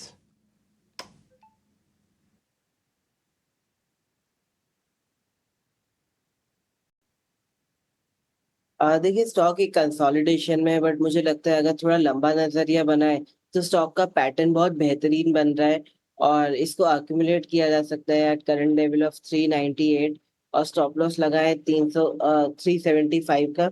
और इसमें टारगेट बन के आ रहे हैं, वो आ रहे हैं 425 से लेके 460 के। तो स्टॉक पे पॉजिटिव नजरिया है। देखिए हमारे पास और भी सेगमेंट है, लेकिन मैं पहले आपका तहे दिल से शुक्रिया अदा करना चाहूँगा। जो भी दर्शक हमको देख रहे हैं, आपके भर भर के सवाल मेरे को मिले हैं। पहले तो मैं इसके लिए थैंक यू करूँगा कि हमने सिर्फ यही बात अभी बोली है कि हम आपके सवाल लेना चाहेंगे, और आपकी क्वेरीज काफ़ी ज़्यादा हैं, और आप भी जानते हैं समय थोड़ा सा कम है तो हम ले नहीं पाएंगे आपके बहुत सारे सवाल। इसके लिए मैं क्षमा प्रार्थी हूँ। लेकिन हाँ, 10:30 बजे आप हमारा ना कॉलर शो ही होता है, उसमें आप ज़रूर डाल दीजिएगा। 2 मेहमान होते हैं उसके अंदर, फंडा और टेक्निकल भी हम रखते हैं, ताकि आपके सवालों के जवाब दे पाए। तो मैं जितने अभी ले सकता था मैंने उतने ले लिए, लेकिन उसके बाद कॉलर शो में भी आप अपने सवाल और ले लीजिएगा। और मैं आगे से ना कोशिश करूंगा कि मैं भी किस दिन कॉलर शो में आऊँ, आपके सामने चार्ट खोल के आपके सारे सवालों के जवाब ले, ताकि आपको अच्छे से पता लग पाए उसके बारे में। भले हम 10 लेंगे सवाल, लेकिन 10 के 10 सवाल काफ़ी अच्छे होंगे और काफ़ी बढ़िया तरीके से आपको उसमें आइडिया भी मिल जाएगा। ठीक है, ये कोशिश हमारी होगी, देखते हैं आगे क्या होता है। लेकिन मैं तहे दिल से आपका शुक्रिया अदा करना चाहूँगा, और माफ़ी उन लोगों के लिए जिनका मैं सवाल नहीं ले पाया। आगे चल के अपना सवाल आपका ज़रूर आप कॉलर शो में पूछ लीजिएगा। आगे बढ़े, मैं आपको एक तस्वीरें और दिखा देता हूँ मुंबई की। जरा मुंबई में बारिश का अलर्ट है, और आज हमारे अक्षय जी तो घर से ही हैं, अभी घर से काम कर रहे हैं। अक्षय जी जाना मत आप, ये तस्वीरें दिखा रहा हूँ मैं लाइव आपको। बाहर की स्थिति आप देख लो, जाना नहीं। आज ऑरेंज अलर्ट जारी किया गया है, और जगह जगह पर आप देख रहे हैं कि वाटर लॉगिंग है। ये तस्वीरें आप देख लो। और किंग सर सर्कल्स के इलाके में काफ़ी पानी भर गया है, हवाई अड्डा भी इससे प्रभावित हुआ है। करीब 4 बजे तक हाई टाइड का अलर्ट भी है ये। तो जो सोबो में रहते हैं, यानी कि जो सदर्न बॉम्बे में रहते हैं, तो उनके लिए भी ये पॉइंट काफ़ी नोटिस किया हुआ है। तो मैं, क्योंकि मैं वेस्टर्न लाइन पे रह के आया हूँ, तो मेरे को पता है कि बोरीवली से लेके, इनफैक्ट मैं विरार से बोलूँगा, विरार से लेके नीचे तक अगर आप जाते हैं तो पूरी की पूरी लाइन में कई ऐसे पैचेस हैं जहाँ पर आपको बहुत ह्यूज ट्रैफिक मिलेगा। वाटर लॉगिंग होती है, ठाणे के आसपास भी काफ़ी होता है, और हार्बर लाइन तो खैर आपको पता ही है, वहाँ पे भी काफ़ी पानी की जमावा हो जाता है। तो इसलिए थोड़ा अलर्ट रहिए। आज ऑरेंज अलर्ट है, और अगर आप फ्राइडे का दिन है थोड़ा बहुत मैनेज कर सकते हैं तो फिर देख लीजिएगा। ये तस्वीरें आपके सामने है। शरद को जोड़ ले अपने साथ वापस से, आपको नवरत्न शेयर बता देंगे वो। शरद वापस से गुड मॉर्निंग, बताइए नवरत्न। मॉर्निंग डिम्पी। सबसे पहले जो है आनंद राठी वेल्थ Q1 नंबर्स बहुत स्ट्रांग आए हैं और AUM भी 60% बढ़ा ईयर ऑन ईयर बेसिस पे। बुलिश कमेंट्री जो है मैनेजमेंट से आई है, वो एक्सपेक्ट कर रहे हैं कि और ज़्यादा HNIs हाई नेटवर्थ इंडिविजुअल्स जो है भारत में आ सकते हैं और ग्रोथ पोटेंशियल इस सेगमेंट में बहुत ज़्यादा है। एंड ऑफ कोर्स हम फंडामेंटली भी देखें तो ब्रोकरेज स्टॉक्स और प्राइवेट वेल्थ स्टॉक्स में जो है एक वैल्यूएशन प्रीमियम भी मार्केट में है। जियो फाइनेंशियल सर्विसेज को RBI अप्रूवल आ गई है, अब जो है NBFC से कन्वर्ट कर सकते हैं अपने आप को कोर इन्वेस्टमेंट कंपनी। तो टेक्निकली स्पीकिंग एक होल्डिंग कंपनी जैसा वो हो जाएंगे फाइनेंशियल सर्विसेज के लिए। तो एक मात्र पॉजिटिव न्यूज़ फ्लो है। वरुण बेवरेजेस भी फोकस में रहने वाला है। पेप्सिको जो ग्लोबल कंपनी है, उन्होंने कहा कि भारत ही एकमात्र मार्केट है जो डबल डिजिट वॉल्यूम ग्रोथ किया है जून के क्वार्टर में, और उसके कारण जो बाकी सारे मार्केट्स हैं Africa, middle east, south Asia, उनको भी जो है पॉजिटिव में ले आया। लगभग 2% का इनका ओवरऑल कंबाइंड ग्रोथ था, लेकिन जो सबसे बेहतरीन पार्ट था उनके स्टेटमेंट में इन तीनों मार्केट्स में वो भारत था। LT फूड्स नई मैन्युफैक्चरिंग फैसिलिटी स्टार्ट करेंगे UK में, जहां पे कैपेक्स लगभग 600 करोड़ का होगा आने वाले सालों में, और कंपनी एक्सपेक्ट कर रही है जो रेवेन्यू आने वाली है अगले 5 साल में वो लगभग 1100 करोड़ रुपए का रहेगा, यानी कि 100 मिलियन पाउंड का। आज़ाद इंजीनियरिंग को 5 साल का बड़ा ऑर्डर आया है सीमेंस AG से, इनकी जर्मन पेरेंट कंपनी है सीमेंस की, जहाँ पे वो कंपोनेंट सप्लाई करेंगे गैस और टरबाइन इंजन्स के लिए। एक नेगेटिव न्यूज़ फ्लो भी है जिसमें L&T, रेलवे, इंफ्रास्टॉक, जिनका भी थोड़ा मिडल ईस्ट एक्सपोजर है, उनको लेके है। सऊदी के प्रिंस ने जो है कहा है कि बहुत सारे बजट कट्स देखने मिल सकते हैं और बहुत सारे जो बड़े इंफ्रा प्रोजेक्ट्स हैं उसमें कट स्पेशली देखने मिल सकती है, क्योंकि फंडिंग थोड़ी कम हुई है और आगे जाते हुए बजट्स में थोड़ी डेफिसिट 2026 तक सऊदी अरेबिया में देखने मिल सकती है। लार्जली L&T और रेलवे स्टॉक्स में जो है ज़्यादा रिएक्शन देखने मिल सकता है। इंडिगो के लिए एक पॉजिटिव न्यूज़ फ्लो है। बोइंग ने कहा है कि जो कस्टमर्स हैं उनके सिर्फ 737 के मैक्स के प्रोडक्ट्स हैं और डिलीवरीज़ हैं, उनका जो डिलीवरी है 3 से लेकर 6 महीने तक डिले हो सकते हैं। इंडिगो का एयरक्राफ्ट जो है बोइंग के साथ नहीं है, उनका एयरबस के साथ है, तो उनका सप्लाई चेन में इशू नहीं है। लेकिन जो बाकी कैरियर्स हैं उनके लिए भी नेगेटिव है, बट इंडिगो के लिए जो है पॉजिटिव है, और एनालिस्ट का कहना है कि मार्केट शेयर गेंस देखने मिल सकते हैं। हमारा 8वां stock big bold brokerage, UBS का रिपोर्ट है ABB इंडिया में, डाउनग्रेड किया है न्यूट्रल पे 22 से, लेकिन टारगेट प्राइस बढ़ा दिया है 8830 से बढ़ा के 9100 कर दिया। और उन्होंने कहा है कि 2 अहम फैक्टर्स हैं जिस पे पॉजिटिव रिएक्शन देखने मिल सकता है। एक है higher quarterly order run rate और दूसरा है मार्जिन एक्सपेंशन के लिए, तो उस पे जो है बाजार की नज़र रहेगी। और आखिर स्टॉक हमारा खबर का स्टॉक है। इसमें बात करें तो वेल्सपन कॉर्प आने वाला है। यहाँ पे याद रखिए पिछले 1 महीने से स्टॉक में भी तेज़ी आई है, ऑलमोस्ट 23% स्टॉक भाग चुका है, और इनको जो है एक बड़ी पाइप ऑर्डर आ सकती है मिडल ईस्ट से, और ये जो ऑर्डर है एक बड़ी कॉन्ग्लोमरेट है वहाँ से देखने मिल सकती है ऑयल एंड गैस सेगमेंट में। ऑर्डर जो अगले 2 से लेकर 3 हफ्ते तक अनाउंस हो सकती है। ऑर्डर साइज़ का एक्सपेक्टेशन भी 700 करोड़ का मिनिमम तो है ही, तो उससे ज़्यादा जो है देखने मिल सकता है। तो इन स्टॉक्स को जो है अपने रडार में ज़रूर रखिएगा, जहाँ पे आज एक्शन देखने मिल सकता है। ठीक है, तो ये हैं 9 के नवरत्न शेयर्स। आपको अभी शायद बता रहे थे कुछ स्टॉक्स में एक्शन दिखना शुरू भी हो चुका है प्री ओपन सेशन में, उसमें हम एक एक करके बात करेंगे।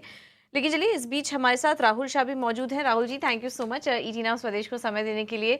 बताइए सर, सबसे पहले तो अपने ओपनिंग ट्रेड से शुरुआत कीजिए, कहाँ पर आज ट्रेड के मौके देख रहे हैं आप?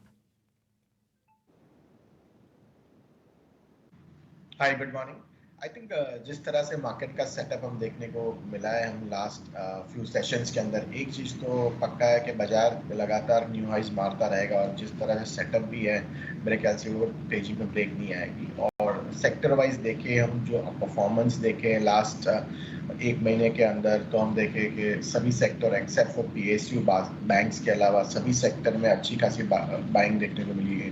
ऑटो 8% बढ़ते हुए देखने को मिला है, टेलीकॉम 12% के आसपास, टेक्नोलॉजी 11% के आसपास, और आज टेक्नोलॉजी स्टॉक्स और भी ऊपर खुल सकता है ऐसा जो कल TCS के नतीजे के बाद। तो आई फील कि अभी भी जो जहाँ जगह है तो PSU बैंक्स के अंदर मौका अच्छा मिल सकता है, और मेरे ख्याल से कोई ऐसा मोमेंटम बना नहीं है, और बैंकिंग अभी भी रिलेटिवली सस्ता है वीज़ावी काफ़ी सारे सेक्टर के अंदर। तो मार्केट में जहाँ जहाँ अपॉर्चुनिटी देखनी है कि जहाँ वैल्यूएशन सस्ता और रिस्क वर्सेस रिवॉर्ड काफ़ी फेवरेबल हो सकता है, तो मुझे लग रहा है कि PSU बैंक के अंदर state bank of India large cap में to lead, and small and mid में जम्मू एंड कश्मीर बैंक में ऐड करने की सलाह दूंगी। तो ये कुछ सेक्टर राहुल जी ने आइडेंटिफाई किए हमारे लिए। SBI अच्छा लग रहा है, JNK बैंक अच्छा लग रहा है मिड कैप स्पेस से। इन दो स्टॉक्स पर आप नजर रख सकते हैं। लेकिन राहुल जी आपसे एक राय लेंगे IT स्टॉक्स पर। अब TCS के नतीजे आए, पहले तो ये बताइए TCS के नतीजे आपने क्या उसकी फाइन प्रिंट रीड की, कैसे एनालिसिस किया TCS के नंबर्स को, और इसका इम्पैक्ट क्या, किस तरह के क्यूज मिले आपको बाकी IT कंपनी जिनके भी नतीजे आने वाले हैं उनके लिए? सो आई थिंक एक चीज तो क्लैरिटी है कि हमने देखा है कि IT कंपनीज अंडर परफॉर्मर रही है लास्ट 1-1.5 साल के अंदर, तो अभी, और ये नतीजे के आने के बाद एक चीज तो क्लियर है कि जितना मंदी धार रहे थे उतना नहीं है मंदी ओवरऑल IT सेक्टर के अंदर, नंबर 1। नंबर 2, US में रिकवरी देखने को मिल रही है, और रेट कट नजदीकी तौर पे हो सकता है जो कल के डेटा के बाद हुआ है। तो मुझे लगता है कि this will impact a lot on measure of the IT companies के अंदर। तो कल TCS के नतीजे देखे तो जो मार्केट एक्सपेक्ट कर रहा था वही इन लाइन पे आते हुए देखने को मिली, और ग्रोथ भी मेरे को भले Q&Q फ्लैट रहा है, लेकिन लग रहा है कि आने वाले क्षणों में मे बी दिसंबर क्वार्टर के बाद सेक्टर आउट परफॉर्म कर सकता है। तो I feel large cap IT companies के अंदर अभी भी अपॉर्चुनिटी है, लिया जा सकता है इन्वेस्टमेंट होल्ड के लिए। जैसे हमारा चुनिंदा है HCL टेक, मुझे मेरे ख्याल से HCL टेक बहुत ही रिलेटिवली सस्ता है वर्सेस ऑल अदर कंपनीज, और जहाँ पे ग्रोथ भी है, तो मेरे ख्याल से वो एक बाइंग के लिए मैं रिकमेंडेशन दूंगा।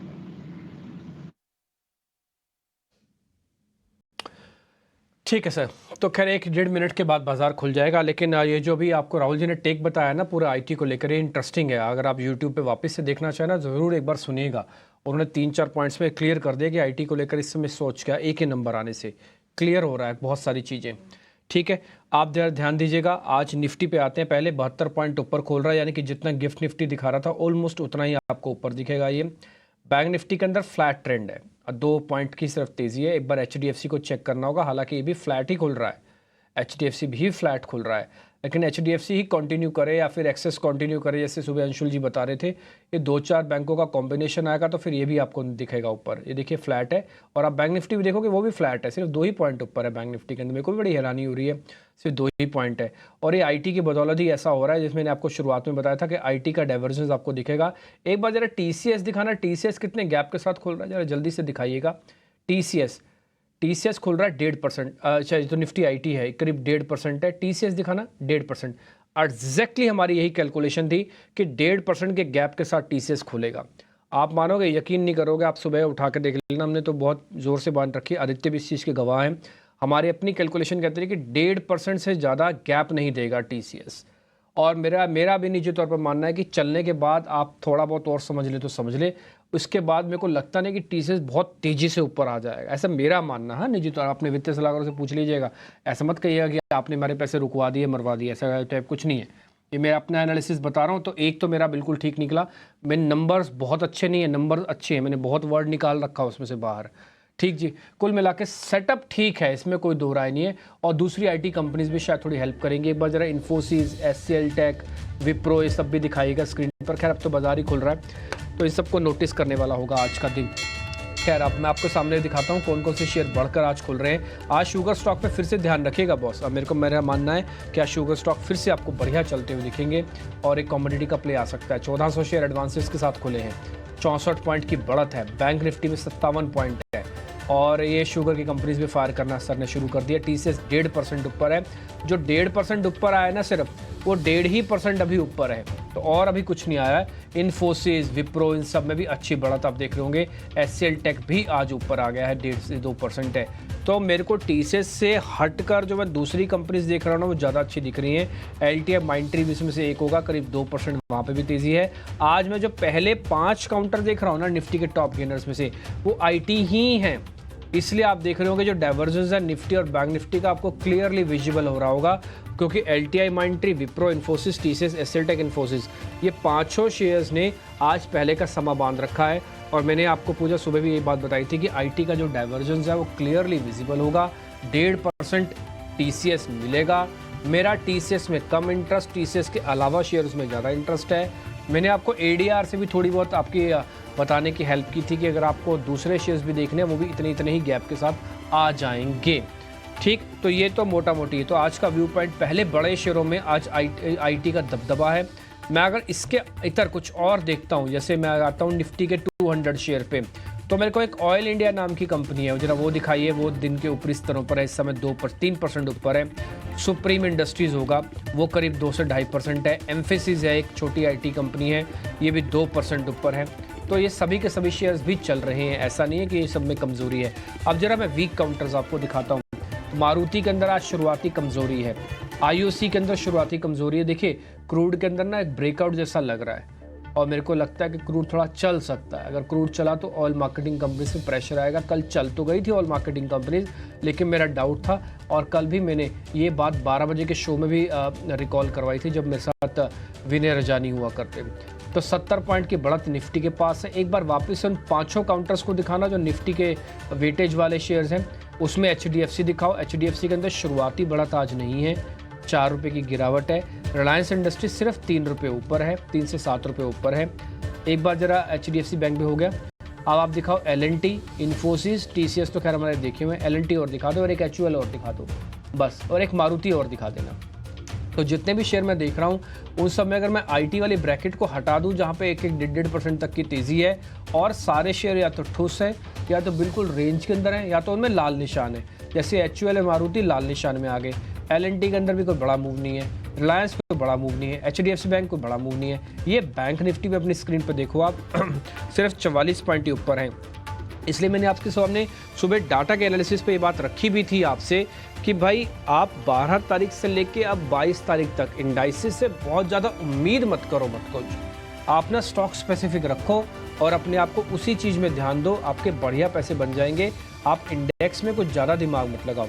एक आपको मैंने शेयर दिखाया था राणा शुगर, वो शेयर करीब 5% ऊपर है। मेरा अपना निजी तौर पर मानना है कि ये शेयर बहुत बढ़िया चलेगा, इसका ब्रेकआउट हुआ है और एक गैप के साथ भी खुला हुआ है। और शेयर भी हम देखेंगे कार्यक्रम के दौरान, लेकिन इस शेयर को भी आप ज़रूर अपनी स्क्रीन पर नोटिस कीजिएगा। हीट मैप लेके आइए, फिर हम छोटे मझोले शेयर्स वगैरह भी आपको चेक करा देंगे, और साथ ही साथ फिर आगे आप बढ़िएगा। अच्छा, ये 1.5% आप देख पा रहे हैं ना जी एंटरटेनमेंट के अंदर, ये कुछ भी नहीं है, बहुत छोटा है। 16 तारीख तक जैसे जैसे कंप्लीट आप पहुँचेंगे, शायद आपको और तेज़ी इसमें से आपको बनती हुई दिखेगी। ये शेयर नोटिस करने वाला है। हीट मैप आपकी स्क्रीन पर आ रहा है। कंजम्पशन के प्ले, थेमेटिक प्ले आप भर के लीजिए इस समय मार्केट के अंदर। शुगर वाली कंपनीज, चावल वाली कंपनीज, लेदर से जुड़ी हुई कंपनीज, टेक्सटाइल से जुड़ी हुई कंपनीज, हर दिन आप इसी की तो चर्चा करते हो, और अगले 10 दिन भी इन्हीं की ही चर्चा करोगे। अब छोड़ दीजिए रिलायंस और विप्रो, इसको HDFC को। कई बार हम आपके सामने ही बात कह चुके हैं, अगर आप देख रहे होंगे तो आपको खुद से इसका आइडिया लग रहा होगा। ये दोनों शेयर वहीं के वहीं बैठे हुए हैं अभी भी। LTI Mindtree, Wipro, Infosys, TCS, HCL tech, हो गया IT का पैक पूरा। तो पहली पूरी लेयर IT वालों की है, और उसके बाद आप नीचे जाएंगे तो इक्का दुक्का आपको कोई एनर्जी का, जैसे कोल इंडिया दिख गया, टेक महिंद्रा इसकी दिख गया, बजाज फाइनेंस दिख गया, टाटा स्टील दिख गया आपको, ये कुछ शेयर्स आपको दिखेंगे। अदरवाइज वैसे कोई और मोमेंटम भरा शेयर्स मेरे को एज सच अभी अपनी स्क्रीन पर नहीं दिख रहा। आप पूजा आपको जल्दी से बता देंगे कुछ मिड कैप के शेयर्स, फिर हम ट्रेड भी लेना शुरू करेंगे। आज ओपनिंग में जल्दी ट्रेड लेते हैं ताकि अच्छे ट्रेड आपसे मिस ना हो जाए। Nifty bank by the way लाल निशान में आ चुका है, यही बात मैं आपको नोटिस करवाना चाहता। Nifty bank in red. बिल्कुल। तो मिड कैप स्पेस में भी देखेंगे तो हम देख रहे हैं कि खबरों के चलते काफ़ी सारे स्टॉक्स में एक्शन दिखाई दे रहा है। IT स्टॉक्स तो हमने आपके लिए आइडेंटिफाई किए ही, जहां पर कि मजबूती है।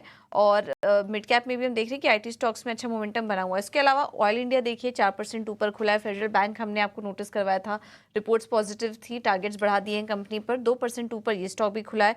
अदानी विल्मर का स्टॉक 2% ऊपर खुला है। इसके अलावा हिंदुस्तान जिंक में भी करीब 1.5% की तेजी देखने को मिल रही है। वोडा आइडिया में भी मजबूत शुरुआत हुई है, करीब 1.25% ऊपर ये स्टॉक भी खुला और यहाँ पर भी कंपनी को कुछ छूट मिल सकती है जो उनके बकाया रकम है उसमें, तो इस वजह से आज इस स्टॉक में भी पॉजिटिव मोमेंटम देखने को मिल रहा है। जोमेटो का स्टॉक पॉजिटिव है, टारगेट रिवीजन यहाँ पर हुए हैं जिसके चलते करीब 0.5% ऊपर जोमेटो खुला है। इसके अलावा आनंद राठी देखिए, यहाँ पर कंपनी के नतीजे आए, 2% की मजबूती वहाँ पर देखने को मिल रही है। और इसके अलावा एंजल वन भी करीब 1.5% ऊपर ये स्टॉक भी खुला है। जियो फाइनेंशियल सर्विसेज की बात करें तो यहाँ पर भी एक पॉजिटिव अपडेट्स आ रहे हैं। आरबीआई की तरफ से कुछ खबरें निकल कर आ रही हैं जियो फाइनेंशियल्स के लिए कि कोर इन्वेस्टमेंट कंपनी ये बन सकती है और इसके चलते जियो फाइनेंशियल्स की भी मजबूत शुरुआत हुई है। कमजोरी वाले स्टॉक्स पर नजर डालें मिड कैप में तो एबीबी इंडिया नीचे है, टोरेंट पावर थोड़ा नीचे खुला है, Petronet LNG, BHEL, union bank ये कुछ आधा % नीचे इस वक्त कारोबार कर रहे हैं। और आज शिपिंग कंपनियों में भी अच्छी तेजी है, garden reach, SCI, Cochin shipyard, ये कुछ ऐसे स्टॉक्स हैं जहां पर की शुरुआती सेशन में मजबूती देखने को मिल रही है। एसजीवीएन भी 2% ऊपर है और पीसीबीएल के स्टॉक में भी फिलिप्स कार्बन यहाँ पर भी 2% की मजबूती देखने को मिल रही है। तो ये कुछ स्टॉक्स है, बहुत ज़्यादा कुछ एक्शन नहीं है, धीरे धीरे हम देखेंगे कि हो सकता है कि एक follow of buying in stocks में देखने को मिले, लेकिन ये शुरुआती एक्शन हमने आपके सामने एक एक करके स्क्रीन पर रखा है। एलटी फूड्स भी देखिए यूके में ऑपरेशन शुरू हुआ, उसके चलते 5% की तेजी यहाँ पर भी है। चलिए अब आगे बढ़ते हैं और कुछ ओपनिंग ट्रेड्स जान लेते हैं हमारे एक्सपर्ट्स के साथ। हमारे साथ अंशुल, अक्षय जी और आदित्य अरोड़ा जी भी जुड़े हुए हैं। अंशुल जी पहले आपसे शुरुआत करेंगे, बताइए अभी कोई ओपनिंग ट्रेड्स आपकी तरफ से?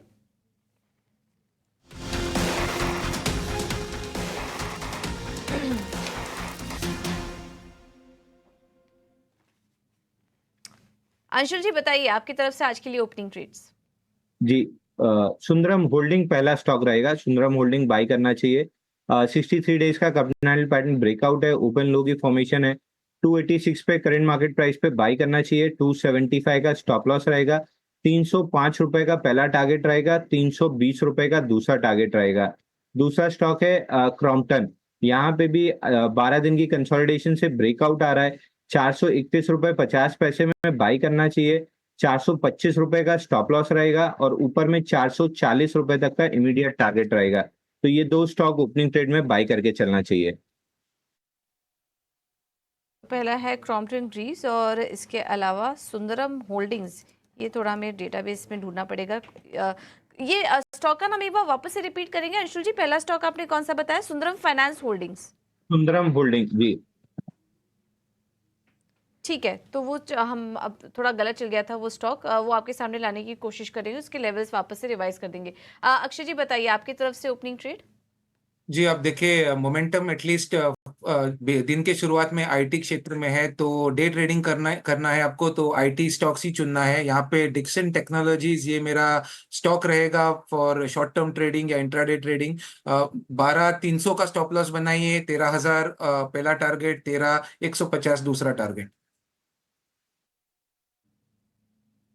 ठीक है, तो ये अक्षय जी एक बार फिर से स्टॉक का नाम रिपीट करेंगे? जी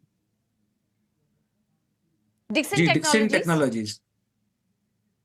ठीक है, तो डिक्सन टेक्नोलॉजीज में तेजी करने की सलाह, 13,000 के टारगेट्स के लिए आप यहाँ पर तेजी करके चल सकते हैं। आदित्य जी आपकी तरफ से ओपनिंग ट्रेड आज के लिए? देखिए शुगर सेक्टर में अच्छी तेजी है। इसमें जो लार्ज कैप है बलरामपुर चीनी, इसको अक्यूमुलेट कर सकते हैं 447 से लेके 450 की रेंज में। इसमें धीरे धीरे लेना है स्टॉक को। स्टॉप लॉस रखना है 443 का और टारगेट रहेंगे इसमें 460 से लेके 465। ये स्टॉक ओपनिंग के बाद थोड़ा सा मोमेंटम लूज कर रहा है, इसलिए मैं कह रहा हूँ डायरेक्टली इसको चेज नहीं करना चाहिए, बट अक्यूमुलेट करना चाहिए 447 से 450 के बीच में और ऊपर के लेवल का वेट करना चाहिए। ठीक है, तो एक स्टॉक आदित्य की तरफ से बलरामपुर चीनी, अक्षय जी ने भी एक स्टॉक सुझाया डिक्सन टेक और अंशुल जी की तरफ से सुंदरम होल्डिंग्स और क्रॉम्पटन ग्रीव्स, यहाँ पर तेजी करने की सलाह। तो ये कुछ स्टॉक्स हैं आज के लिए ट्रेडिंग आइडियाज, हमने आपके सामने एक एक करके रखे। लेवल्स आपके स्क्रीन पे चल रहे हैं, इसे नोट डाउन कर लीजिए। चलिए अब आगे बढ़ते हैं। राहुल, आपसे भी जानना चाहेंगे आज के लिए आपको कहीं पर कोई ट्रेड नजर आ रहा है, या फिर पोजिशनल लिहाज से, मीडियम टर्म के लिहाज से कोई स्टॉक अच्छा लग रहा है आपको एंट्री करने के लिए?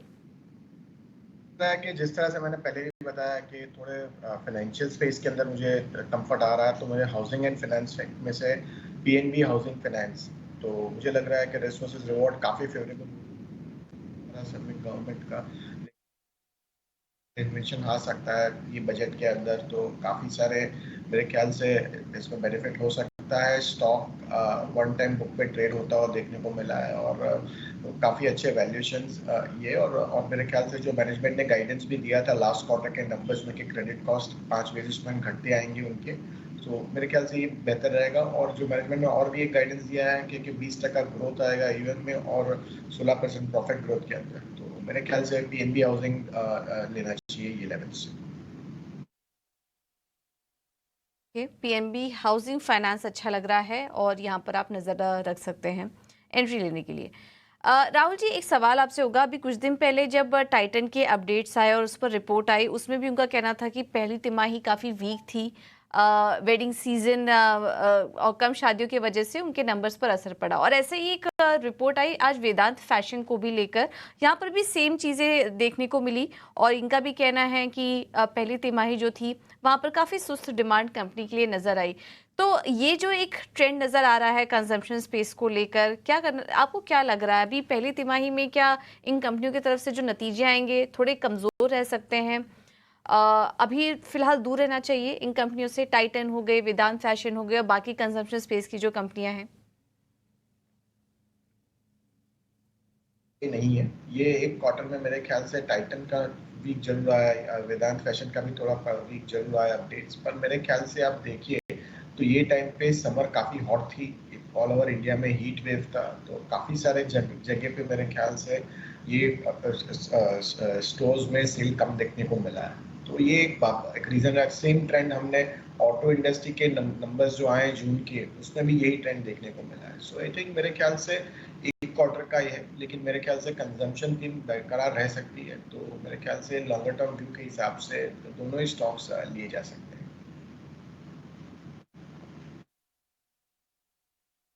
ठीक है, कुछ और स्टॉक्स पे एक बार ज़रा पता कर लेते हैं जहाँ पे मार्केट का मोमेंटम है। मैं पहले शीट खोल, एक तो पहले इंडेक्स आपको वापस से क्लियर करवा देता हूँ। निफ्टी के अंदर वापस से 100 पॉइंट की बढ़त आ चुकी है। आप देख रहे हैं कितनी स्पीड से नीचे गया और उसके बाद कितनी स्पीड से ऊपर। ऐसे बैंक निफ्टी के अंदर वो पहले नीचे गया, लाल निशान में गया, वापस से अब करीब 150 पॉइंट की बढ़त है बैंक निफ्टी के अंदर भी। स्पेसिफिकली आप रिलायंस को देखेंगे तो 14 रुपीज़ 15 रुपये ऊपर आ गया। मैंने आपको कई बार नोटिस कराया कि निफ्टी के नीचे बैंक निफ्टी वगैरह सब ये नीचे HDFC बैंक डाल के रखो। एक शेयर के लिए मैं आज बधाई भी देना चाहूँगा अंशुल जैन को। उन्होंने आज सुबह बैंक निफ्टी के बारे में जब जिक्र कर रहे थे ना, तो उन्होंने 2 शेयर्स का नाम लिया था। पहला HDFC, वो कह रहे थे कि HDFC तो चलेगा ही चलेगा। बाद में हमको एक ट्रेड हमको दे ही दिया था ऑलरेडी अक्षय जी ने HDFC के बारे में। दूसरा शेयर जो आप बता रहे थे ना अंशुल जैन, मैं आपको याद दिलाता हूँ, वो था एक्सिस बैंक। एक्सिस बैंक इस समय डेज हाई पे आके कामकाज कर रहा है। आप देखेंगे यही कॉम्बिनेशन एक्सिस बैंक और HDFC का काफ़ी तेज़ मोमेंटम लेके आया। एक बार जरा दिखाइए, इसका चार्ट दिखाइए इंट्राडे का। ये देखिए एक्सिस बैंक, ये डेज हाई पे इस समय आकर ट्रेड कर रहा है, 11 रुपये की बढ़त है। अब आप देखो HDFC बैंक को भले ज़्यादा नहीं चला, लेकिन एक्सिस बैंक ने अपना काम कर दिया, इंट्राडे का मूव दे दिया। इसलिए मैं कहता हूँ आप पैनल में ना जितने भी गेस्ट हैं उनको गौर से सुनो, उनके ट्रेड को अच्छे से नोटिस कर लो और पकड़ के रखो कि भाई ये शेयर ठीक हो सकता है। ठीक है, दूसरा शेयर आपको मैं दिखाता हूँ, एक बार ज़रा जी एंटरटेनमेंट भी दिखाना। ये भी 150 को पार करे हुए शेयर है, इसका भी इंट्राडे चार्ट दिखाना आपको। खबर 16 तारीख की आने वाली है, ये देखो डेढ़ हाइस पे आ गया, 2.89 है। ठीक है, तो आपको ना अलग अलग स्टॉक को बस स्पेसिफिकली पकड़ लेना और कुछ नहीं करना। अंशुल जैन, पहले तो एक्सिस बैंक पे बताओ, फिर मैं आगे पूछता हूँ आपसे एक शेयर और। सर एक्सिस बैंक में अभी तेजी दिख रही है। एक्सिस बैंक में फ्रेश ब्रेकआउट आया, देखें तो ओपन लो के साथ चला है।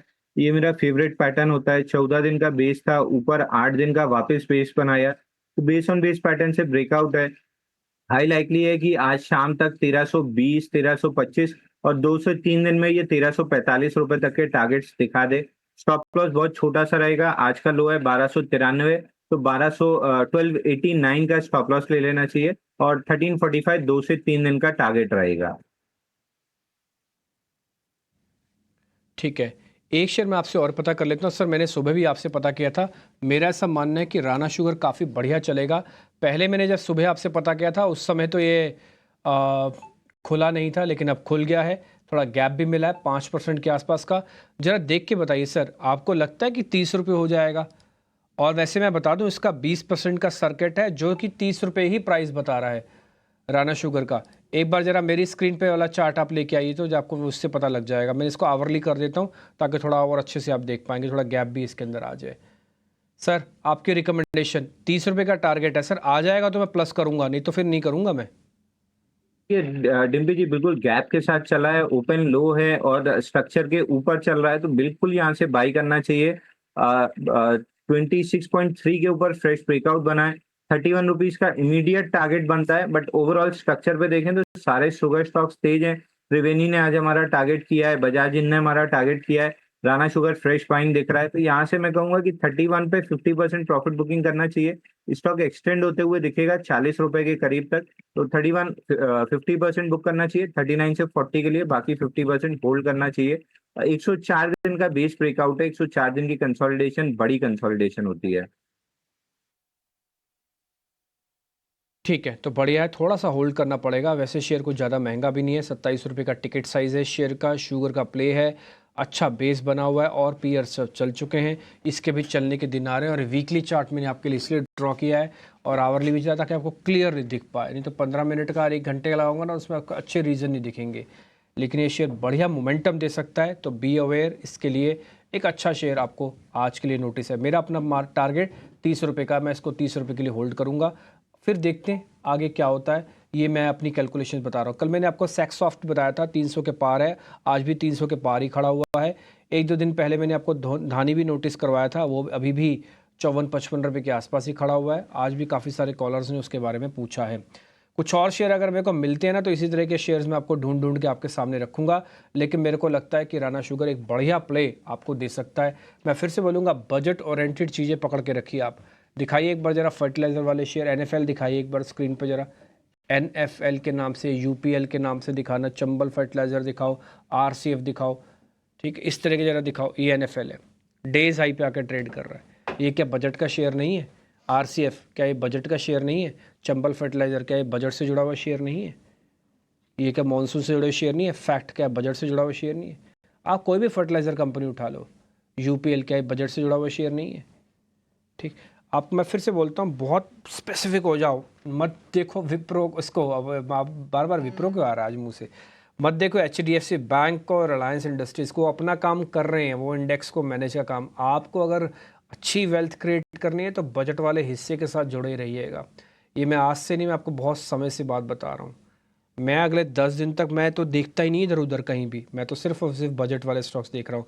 बाय द वे, मैं आपको दिखा देता हूँ, राणा शुगर इस समय 7.5% ऊपर आ चुका है और मेरा निजी तौर पर मानना है कि 30 रुपये तक आराम से चला जाएगा। इसलिए मैंने अंशुल जैन से बाज़ार खुलने से पहले और बाज़ार में खुलने के बाद दोनों पे एक टेक लिया है। राहुल शाह जी हमारे साथ भी हैं। अजीत सर के पास आता हूं मैं एक बार जरा ऑप्शंस का ट्रेड लेने के लिए। राहुल जी, लेकिन आपसे एक ट्रेड है, ये फर्टिलाइज़र वाली सारी कंपनीज बढ़िया हैं, अच्छा चल रही हैं, बजट तक होल्ड रखने में कोई बुराई तो नहीं है ना सर? देखिए, तो लास्ट 1 महीने से हम देखें, जैसे मॉनसून ने जोर पकड़ा है, जैसे लास्ट 15-20 दिनों में, वही इसी तरह स्टॉक्स ने भी अच्छी खासी मजबूताई पकड़ते हुए देखने को मिली है। और मेरे ख्याल से ऑब्वियसली काफ़ी हद तक ये स्टॉक्स चले भी नहीं थे, और मेरे ख्याल से बजट जब भी आता है तो ये स्टॉक्स में फोकस हमेशा रहता है, तो ट्रेडर्स को मौका जरूर मिल जाता है इसके अंदर ट्रेडिंग के लिए। तो पर मेरे हिसाब से ये होल्ड करनी चाहिए अभी भी, सभी RCF, NFL ये सभी होल्ड करनी चाहिए ट्रेडिंग पर्सपेक्टिव के हिसाब से। कह रहे हैं कि ठीक है, इसमें कोई दिक्कत नहीं है। आप ये भी बता रहे हैं कि ये बजट ओरिएंटेड भी हैं, आप ये भी बता रहे हो कि इसमें कुछ माफ़ कीजिए कुछ न्यूज़ भी आ सकती है, तो ये सभी के सभी शेयर्स कहीं ना कहीं आपके लिए इंपॉर्टेंट हो जाते हैं। तो RCF, NFL, फैक्ट, चंबल, सब के सब शेयर्स बाकायदा डेज हाई पे हैं। बस मैं फिर से बोलता हूँ, स्पेसिफिक हो जाइएगा, आप पकड़ पकड़ के ट्रेड कीजिए, आपको अच्छे ट्रेड ज़रूर मिलेंगे, इसमें कोई दो राय नहीं है। एक शेयर और है, जब ये सारे केमिकल्स वाले शेयर चल रहे हैं तो फिर SRF को क्यों इतनी स्पीड नहीं आ रही है, एक बार ज़रा ये पता कर लेते हैं। SRF, अजीत मिश्रा भी हमारे साथ जुड़ चुके हैं bye the way. Ajit sir, बहुत बहुत शुक्रिया, थैंक यू वेरी मच आज समय निकालने के लिए। पहले आप अपने ट्रेड बताओ सर, एसआरएफ में बाद में पता करता हूँ, रोक दो 1 मिनट के लिए एसआरएफ।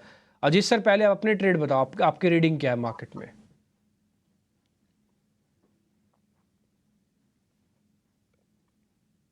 शुक्रिया डिम्पी। तो डिम्पी, जिस सर, एक बार तरीके से देखा हमने, आज शुरुआत अच्छी हुई है।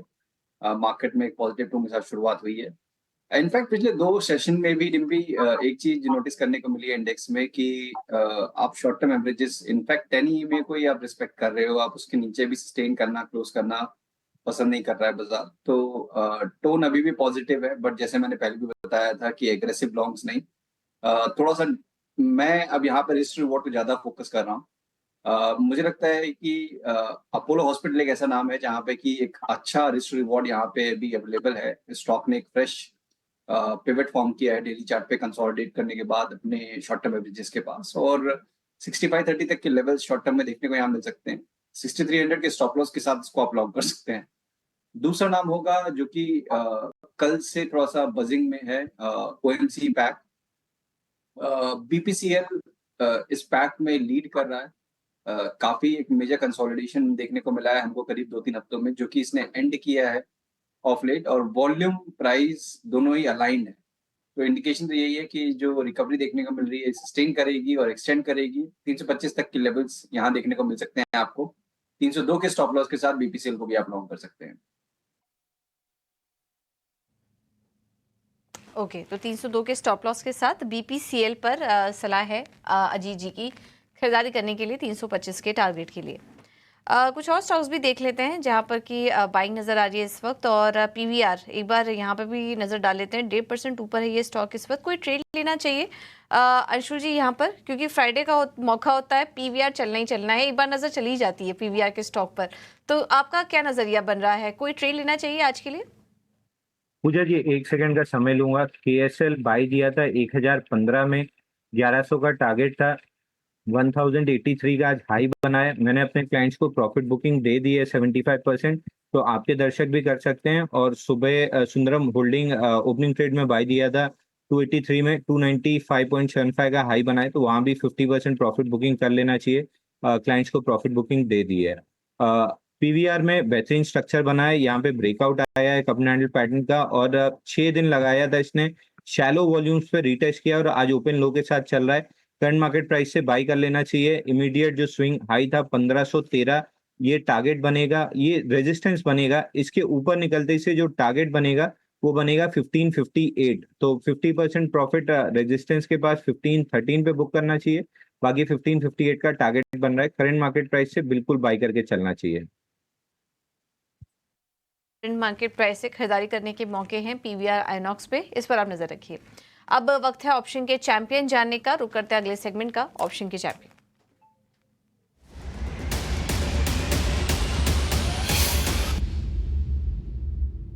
हमारे साथ एंजल वन से देवांग शाह मौजूद हैं। देवांग जी, थैंक यू सो मच समय देने के लिए अपना ET नाउ स्वदेश को।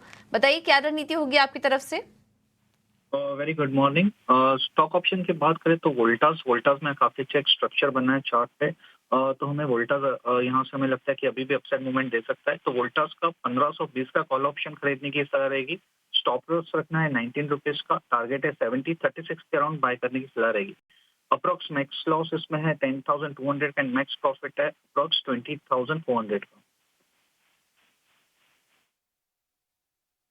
तो वोल्टास में तेजी करने की सलाह है। 1520 की कॉल खरीदने की राय 34-36 के पास है। इसमें अधिकतम मुनाफा आज आपको 20,400 तक का हो सकता है। एक रिस्क डिस्क्लोजर भी चला देते हैं आपको सेबी की तरफ से, जो ये बताती है कि अगर आप ऑप्शन में ट्रेड कर रहे हैं तो संभल के ट्रेड कीजिए, स्टॉप लॉसेस का ध्यान रखिए, क्योंकि ज़्यादातर लोगों को यहाँ पर नुकसान हो सकता है।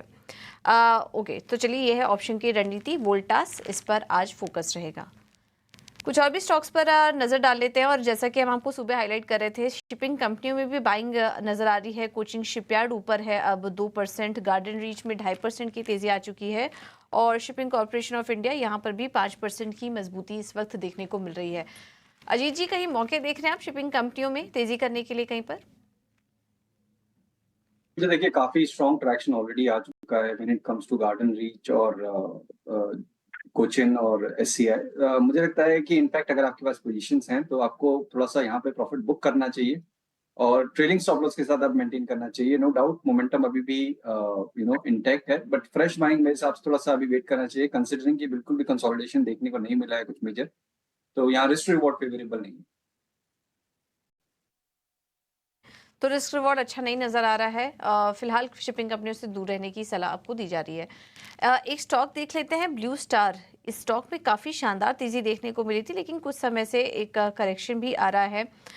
स्टॉक अभी हाल फिलहाल में अपना ऑल टाइम हाई के पास भी कारोबार कर रहा था, लेकिन आज थोड़ा करेक्शन है इस शेयर में। आदित्य जी, ब्लू स्टार ये जो अभी करेक्शन आ रहा है, इसमें वापस से एंट्री के मौके देखने चाहिए क्या? लेवल बेस्ड अप्रोच फॉलो करना चाहिए। स्टॉक एक बार 1780 क्रॉस कर ले फिर बाय करें, और स्टॉप लॉस रखे 1700 का, और टारगेट रहेगा 1860 का। तो ये है सलाह blue star industries, blue star पर आपके लिए। इस बीच फर्टिलाइज़र शेयर्स आज अच्छा चल रहे हैं, और ऐसे में एक और स्टॉक देखिए, GNFC।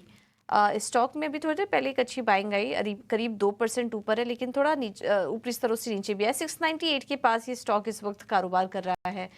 क्या सलाह देंगे आप अक्षय जी GNFC पर?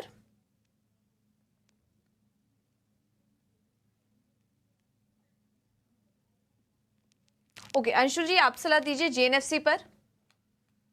देखिए जीएनएफसी में स्ट्रक्चर अच्छा बना हुआ है, लेकिन ब्रेकआउट की जरूरत है। बिना ब्रेकआउट के स्टॉक को प्रीएम्प्टिव बाई नहीं करना चाहिए। 732 रुपए के ऊपर निकलता है तो स्टॉक में ब्रेकआउट बनेगा, तब स्ट्रक्चर कंप्लीट होगा, वॉल्यूम पैटर्न कंप्लीट होंगे। तो फिलहाल के लिए वॉच लिस्ट में रखना चाहिए। स्टॉक में तेजी दिख रही है, लेकिन बाइंग ट्रिगर 731 732 के ऊपर ही बनेगा। ब्रेकआउट मिलता है तो फिर बाई करना चाहिए। ऊपर में पहला टारगेट 815 और दूसरा टारगेट 850 का रहेगा, बट ये स्टॉक वो नहीं है जिसको प्रीएम्प्टिव बाई कर सकते हैं। इसको ब्रेकआउट पे ही बाई करना चाहिए, जो 731 732 के ऊपर प्लेस्ड है। 700 के आसपास आया था ये स्टॉक, लेकिन वहां से वापस से थोड़ा नीचे आ चुका है। एक बार वापस से वो लेवल्स दिखे तब यहाँ पर आप एंट्री करके चल सकते हैं GNFC में। अजीत जी, SGVN एक बार देखिए, अब 3% ऊपर आ चुका है ये स्टॉक, अपने ऑल टाइम हाई के पास कारोबार भी कर रहा है। अभी मौजूदा स्तर पर क्या कोई ट्रेड लेना चाहिए, एंट्री लेनी चाहिए स्टॉक में, SGVN में? बिल्कुल पूछा। देखिए यहाँ पे स्ट्रक्चर काफी कंडीसिव दिख रहा है, कंसिडरिंग कि काफी मेजर कंसोलिडेशन देख चुके हैं पिछले करीब 5 महीनों में। एक ब्रॉडर रेंज में बेसिकली ये ट्रेड कर रहा था, जहाँ पे कि 153 ऊपर का बैंड और करीब 120 लोअर बैंड था। अब आप अपर बैंड के पास हैं, वॉल्यूम ठीक ठाक हो रहे हैं, करके सेशन में भी एक पॉजिटिव बायस देखने को मिल रहा था, आज का कंटिन्यूएशन है। तो मेरे हिसाब से यहाँ पे आपको शॉर्ट टर्म एवरेजेस है उसके साथ स्टॉप लॉस मेंटेन करते हुए आपको नए हाई के लिए पोजीशन मेंटेन कर सकते हैं। आप फ्रेश पोजीशन में बना सकते हैं। तो 144 ये आपका स्टॉप लॉस रहेगा, और पोजिशनली मेरे हिसाब से 170 75 तक के टारगेट्स के लिए SGBN को आप लॉन्ग कर सकते हैं। ठीक है, डन। एक शेयर मैं आपको और दिखाता हूँ, जी एंटरटेनमेंट। मैंने सुबह भी आपको बताया था खबर की इंपॉर्टेंस। देखो, खबर आना अलग बात होती है, खबर की क्या खबर आ रही है ये बड़ी बात होती है। दो खबर बड़ी इंपॉर्टेंट हो सकती है जी के पॉइंट ऑफ व्यू से, मैं आपको पहले ही क्लियर कर चुका हूँ। पहली खबर ये है कि भाई कंपनी को रन कौन करेगा, क्या वही MD रहेंगे पुनीत गोयनका जी, क्या कोई नई पार्टी आ सकती है? मार्केट के अंदर बस पहले बहुत था, एकदम से ठंडा हो गया, क्या वापस से कोई और बड़ी कंपनी बिडिंग कर सकती है? क्या इस कंपनी को स्टेक बेचना है क्या अपना? इसमें सिर्फ 4% प्रमोटर होल्डिंग है। ये देश के उन चुनिंदा कंपनीज में से जिसकी प्रमोटर होल्डिंग सिर्फ 4% है, और इंस्टीट्यूशनल होल्डिंग मोर देन 50% है। FIs और DIs का दोनों का हिस्सा मिला लेंगे तो 50% ज़्यादा तो वो होल्ड करते हैं, और प्रमोटर सिर्फ 4% हिस्सा होल्ड करते हैं, बट MD की कुर्सी है उनके पास। तो एक खबर तो ये बड़ी इंपॉर्टेंट है कि इसमें कुछ रीशफलिंग होती है कि नहीं, पहला पॉइंट। दूसरा पॉइंट यानी कि ओनरशिप के राइट। दूसरा पॉइंट, इसमें फंड रेजिंग जैसी खबर भी आए, और जो आई है 16 तारीख को फंड रेज करने जा रहे हैं। तो फंड रेज हुआ है कि नहीं हुआ 16 तारीख को पता लगेगा, लेकिन उससे पहले ही मार्केट ने इसको अच्छा मूव दे दिया। आज 6% ऊपर करके 155 पे ले आया। ये 150 के नीचे आप समझ लीजिएगा सस्ता हो जाता है। 150 से लेके 165 170 तक की रेंज, ये इसकी प्ले करने की रेंज है। कोई खबर लाओ, आपको 15 रुपये 20 रुपये आराम से दिखा देगा चला के दिखा भी रहा, आपको 10 रुपये तो आज में हो गए। ठीक, तो इस तरह के शेयर्स पे ना आप स्पेसिफिक रहिए। जिस दिन खबर आती है उस दिन रुकिए ना, उस दिन अपना काम बनाइए और अपने स्ट्रेट कीजिए। आज मैंने सुबह भी आपको ये बात 2 चरणों की बताई थी कि पहली खबर ये, और दूसरे नोच की खबर ये बहुत इंपॉर्टेंट है और इस खबर को मैंने पहले ही खबर आपके सामने तौर पर पूछा भी था। जी एंटरटेनमेंट अभी और कितना चल सकता है एक बार जरा पता कर लेते हैं। अंशुल जी जरा जल्द देख के बताइए, तो जाएगा 170 तक? स्ट्रेच है तो फिर लेते हैं, तो फिर नहीं तो छोड़ेंगे। डिम्पी जी वीकली चार्ट पे देखें तो एक छोटा सा पोल एंड फ्लैग बन रहा है और फ्लैग लगभग 5 हफ्ते का है जिसमें 4 टाइट क्लोजेस हैं। करंट मार्केट प्राइस से स्टॉक को बाई करना चाहिए। 10 जून के वीक वाला जो हाई है 168.70 ये इमीडिएट टारगेट रहेगा। इसके ऊपर निकलता है या नहीं कहना मुश्किल है, लेकिन अगर निकलता है तो फिर अगला 209.70 रुपए के पहले कोई रेजिस्टेंस नहीं दिखता है मुझे, तो यहाँ से 168 169 के लिए लॉन्ग कीजिए। अगर वो निकल जाता है तो फिर 209 रुपए आता हुआ स्टॉक दिख रहा है।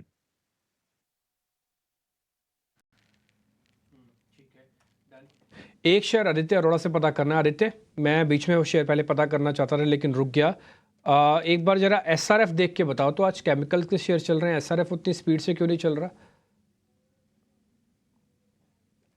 जी देखिए एसआरएफ एक टाइट रेंज में कंसोलिडेट कर रहा है और एक इसका ब्रेकआउट जो हमें देखने को मिल सकता है वो 2430 के ऊपर मिल सकता है। अगर वो लेवल क्रॉस होता है तो बाय करना चाहिए और स्टॉप लॉस रखना चाहिए 2360 का, और टारगेट रहेंगे इसमें 2520 से लेके 2600। तो लेवल बेस्ड अप्रोच इधर फॉलो करेंगे, ब्रेकआउट आने पे बाय कर सकते हैं। फिर से आपको बता देता हूँ, निफ्टी करीब 105 पॉइंट बढ़कर कामकाज कर रहा है। एडवांस डिक्लाइन देखेंगे तो आप एक बार ज़रा स्क्रीन पर दिखाएंगे 80 और 100 से ज़्यादा शेयर होंगे F&O के अंदर भी जो बढ़कर इस समय कामकाज कर रहे हैं। और थोड़ा ऐसा नहीं शॉर्ट्स नहीं है, शॉर्ट्स भी हैं सिस्टम में 72 आप देख रहे हैं, लेकिन ब्रॉडर मार्केट पिक्चर देखेंगे जहाँ पे NSE और BSE लिखा हुआ है वहाँ पे बहुत बड़े बड़े डिफरेंसेस है, ऑलमोस्ट 50% तक के गैप है। तो क्या हो रहा है कि इंडेक्स तो मैनेज हो जाएगा, बहुत बड़ा नहीं चलेगा। और जैसे मैंने आपको शुरुआत में बताया कि अगले आप 10 दिन तक इंडेक्स से बहुत बड़ा पैसा बन जाएगा ऐसा नहीं लगता। हाँ, लेकिन स्टॉक से पैसा बनेगा आपके सामने ही है। आज जी में खबर लाओ, जी को 8% 7% ले जाओ। शुगर वाली कंपनी से सुबह हमने राना शुगर आपको नोटिस कराया, 7% तक चल गया वो। ऐसे कुछ कुछ और शेयर भी मैंने अपनी लिस्ट में निकाले हुए हैं। एक शेयर मैं आपको दिखाता हूँ, MMTC। एक बार ज़रा स्क्रीन पर चार्ट को लेके आई। MMTC आज जब सुबह चाइना का नंबर आया ना, उसके बाद से मैं सारी शिपिंग वाली कंपनीज चेक कर रहा था। मैंने इनफैक्ट चेक किया SR शिपिंग भी, तो लेकिन मेरे को MMTC ज़्यादा बेहतर लगा। ये एक्चुअली में जो कंपनी है ना, ये एक्सपोर्ट और इंपोर्ट से जुड़ी हुई कंपनी है। देखो नंबर आया है चाइना का, मैं ये नहीं कह रहा कि भारत का हो जाएगा, बट आपने हेडलाइंस में ना एक और ख़बर भी सुनी होगी। खबर क्या थी? खबर ये थी कि भाई जो गोल्ड के प्राइसेस है ना वो $2400 के भी पार हो गए हैं। तो आपको ना ये इम्पॉर्टेंट एक चीज़ खबर है, क्योंकि कंपनी एक्सपोर्ट इंपोर्ट के काम में है और ज़्यादातर ये इस तरह का एक्सपोर्ट इंपोर्ट बहुत करती है MMTC, जो प्रीशियस मेटल्स होते हैं। तो प्रीशियस मेटल्स के अंदर स्मगलिंग वगैरह की कोई प्रॉब्लम ना आ जाए, कुछ और ना आ जाए। ये एक सरकारी कंपनी है जिसके लिए आगे चल के आप देखेंगे एक बढ़िया इस बार बजट के अंदर कुछ ना कुछ खबर भी आ सकती है। तो मेरे पास ये सोर्स बेस्ड इन्फॉर्मेशन है, इसलिए मैं बहुत ज़्यादा नहीं बोलूँगा इस पर और बहुत ज़्यादा बात भी नहीं रखूँगा। 13,000 करोड़ रुपए की कंपनी है, PSU सेक्टर की कंपनी है, अच्छा काम करते हैं, कंट्रोल अच्छा है, बैलेंस शीट्स वगैरह ठीक है। डेट कंपनी का सिर्फ 150 करोड़ रुपए के आसपास रह गया, पहले डेट ज़्यादा था। मेरे को लगता है ये कंपनी बिल्कुल चलने के लिए तैयार है। आवरली चार्ट मेरी अगर स्क्रीन से आप दिखाएंगे तो आपको मैं दिखा दूंगा। ये मेरे को लग रहा है कि एक बढ़िया मूवमेंट देने के लिए तैयार है। अंशुल जैन, आपकी रिकमेंडेशन प्लस करोगे आप? डिम्पी जी इस पे 1 मिनट का समय लूंगा। 322 हफ्ते का बेस ब्रेकआउट था, ब्रेकआउट लेने के बाद 38 हफ्ते बेस ऑन बेस पैटर्न बनाए, अब फ्रेश ब्रेकआउट आ रहा है। पिछले 4 क्वार्टर के रिजल्ट देखूं तो EPS ग्रोथ 49%, फिर 255%, 7%, 27% और सेल्स ग्रोथ भी रही है। तो EPS ग्रोथ है, सेल्स ग्रोथ है, बहुत बड़ा बेस ऑन बेस पैटर्न बना है। तो ये स्टॉक जो PSU रैली जिस हिसाब से आई थी, डबल और ट्रिपल हुए थे स्टॉक, बहुत हाई लाइकली है कि ये स्टॉक आपको 6 महीने बाद 150 रुपए से ऊपर का टारगेट दिखाएगा। 103 रुपए आज का अपर सर्किट है। प्रोबेबली अगर वॉल्यूम आना स्टार्ट होता है जिस हिसाब से ब्रेकआउट है, अपर सर्किट अगर मारता है तो बहुत ज्यादा मेरे को डाउट नहीं होगा। लेकिन मेरे को स्टॉक 6 महीने के प्रोस्पेक्टिव से 150 से ज्यादा के टारगेट दिख रहे हैं। रिजल्ट अच्छे हैं, सेल्स अच्छे हैं, बेस ऑन बेस पैटर्न बना है, परफेक्ट स्टॉक है जो डबल होने का कैंडिडेट होता है, जिसको हम मल्टी बैगर कहते हैं, उस कैटेगरी का ये स्टॉक दिख रहा है मुझे। कह रहे हैं डबल हो जाएगा। आपने तो सर हमारा दिल ही खुश कर दिया ये बात बोलकर। आपको एक बार फिर से थैंक यू बोलना पड़ेगा, बोलो तो सही। थैंक यू, आपने अच्छा शेयर ढूंढ के निकाला। ज़बरदस्ती ले रहे हैं, क्या करें सर, आप बोलते ही नहीं हो। डेली चार्ट आप देखेंगे तो आपको और ज्यादा कॉन्फिडेंस आएगा। डेली चार्ट पे छोटा स्ट्रक्चर है, मंथली चार्ट पे बहुत क्लियर स्ट्रक्चर दिख रहा है। ठीक है, खैर बाय द वे मैं आपको बताता हूँ, शेयर करीब 4.5% ऊपर हो भी चुका है। एक बार जरा स्क्रीन पे भी आप दिखा दीजिए, मैं इसको जरा आपको नोटिस भी करा देता हूँ। देखिए पहले मैं इसको आपको सिर्फ 3 मिनट के हिसाब से दिखाता हूँ। अंशुल जी ने बोला और बढ़िया मूवमेंट आ रहा है। ये चार्ट अपनी स्क्रीन पर आप देख पा रहे होगे, 4.5% ये शेयर ऊपर आ गया है। अब जो सर आपको कह रहे हैं ना कि इसका चार्ट मंथली चेक कर लो, जरा मैं मंथली भी आपको दिखा देता हूँ। मंथली के अंदर क्या बढ़िया बेस बना हुआ है, देख रहे हो आप, क्या शानदार वाला बेस है। शेयर बिल्कुल सपाट आके रुका हुआ है और चलने की तैयारी कर रहा है। पहले भी एक बार राउंड का चल चुका है बाय द वे, और मेरे को लग रहा है अभी और चलेगा। ये शेयर डबल भी हो सकता है। मैं एक रिक्वेस्ट करूंगा, एक स्टैंडर्ड डिस्क्लोजर चला दीजिएगा हमारे नाम पे, कम से कम मेरे ही नाम पे चला दीजिएगा। MMTC की कॉल मैंने सिर्फ और सिर्फ चार्ट आज के डाटा को बेस के दिया है। इसको देखने के बाद मैंने अपने गेस्ट से पूछा, उन्होंने आपको बता दिया कि शेयर डबल तक हो सकता है, आप इसको होल्ड करके रखें। शेयर ऑलमोस्ट अभी 4.5% ऊपर आ चुका है। चार्ट आपकी स्क्रीन पे दिखा रहा हूँ, डाटा आपकी स्क्रीन पे दिखा रहा हूँ, सब कुछ आपके सामने है। आप अपने वित्तीय सलाहकारों से भी ना पूछ लेना, उनको भी अच्छा लगेगा ये देख के। और उनके बाद बता देना कि इटिना स्वदेश पे चर्चा हुई थी शेयर के बारे में, वो कह रहे थे इसको रखना चाहिए और प्री और पोस्ट बजट भी रखना चाहिए। तो आप इस शेयर को ज़रूर ध्यान रखें। 4.5% तक की मजबूती के साथ बाकायदा डेज हाई पे है। मेरा निजी तौर पर मानना है कि आज में करीब 10% चल जाए तो मेरे को कोई हैरानी नहीं होगी। इसी तरह के शेयर्स मैं ढूंढ के आपके लिए लेके आ रहा हूँ। उम्मीद करता हूँ कि आपको अच्छा बेनिफिट इन सभी शेयर से मिल रहा होगा। अविनाश जी को जोड़ लें अपने साथ, क्योंकि वो बजट की जब चर्चा हो ही रही है तो एक शेयर उनके पास भी होगा बजट का, और एक MMTC पे भी टेक ले लूँगा लगे हाथ उनका मैं भी। तो एक बार जरा अविनाश सर को लेके आइए और बजट ब्लॉकबस्टर शेयर्स जो है हमारी सीरीज़, उसका बिगुल बजाइए।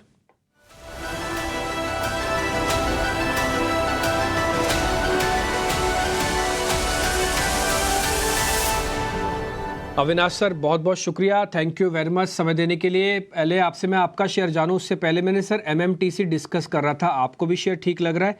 टेक्निकल्स वालों को लग रहा है कि डबल हो जाएगा। सर मेरा भी अपना निजी तौर पर मानना है कि सरकार एक्सपोर्ट इंपोर्ट को बहुत तवज्जो देगी। एक तो फूड प्रोसेसिंग के नए मिनिस्टर आ गए हैं, चिराग पासवान, थोड़े एग्रेसिव भी हैं, है ना, और सरकार का थोड़ा हिस्सा भी है कि भी चलो ठीक है सरकारी कंपनीज है और अच्छा करो। ज़्यादा चली हुई कंपनी नहीं है सर ये MMTC। एक बार पहले इस पर टेक दे दो, फिर सर आपका मैं शेयर जानूंगा। Good morning Dimpy. देखिए मुझे लगता है कि शेयर तो अच्छे वैल्यूएशन पे चल रहा है। अभी वो डबल होता है या कितना भी होता है ये कहना मुश्किल है, क्योंकि ये हमारे एक्टिव कवरेज में नहीं है। बट इतना तो मैं कह सकता हूँ कि नंबर्स पिछले 2-3 क्वार्टर से थोड़े बहुत इम्प्रूव हो रहे हैं, और जिस प्रकार का एपिटाइट सरकारी कंपनीज में है, मुझे लगता है कि यहाँ पे डिलीवरी बेस्ड बाइंग अगर कोई थोड़ा सा टाइम फ्रेम लंबा करके करता है, कम से कम 6 to 12 मंथ्स, तो डेफिनेटली इसमें अच्छा रिस्क रिवॉर्ड बन सकता है। डाउन साइड के लिए जगह कम है और अपसाइड के लिए मेरे ख्याल से काफी पॉजिटिव है, क्योंकि FY25 जैसे आपने कहा कि compare to last year will be much better.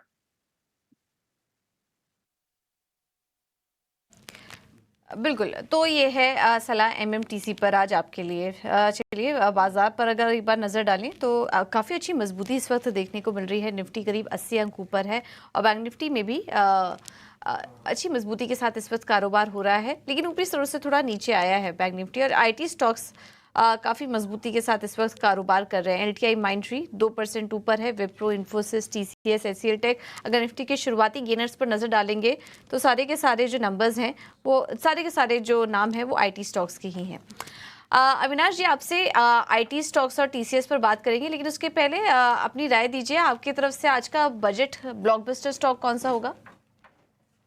पूजा, आज का जो स्टॉक जो बजट के लिए भी अच्छा है और लॉन्ग टर्म के लिए भी अच्छा है, उस कंपनी का नाम है इलेक्ट्रो स्टील कास्टिंग्स लिमिटेड।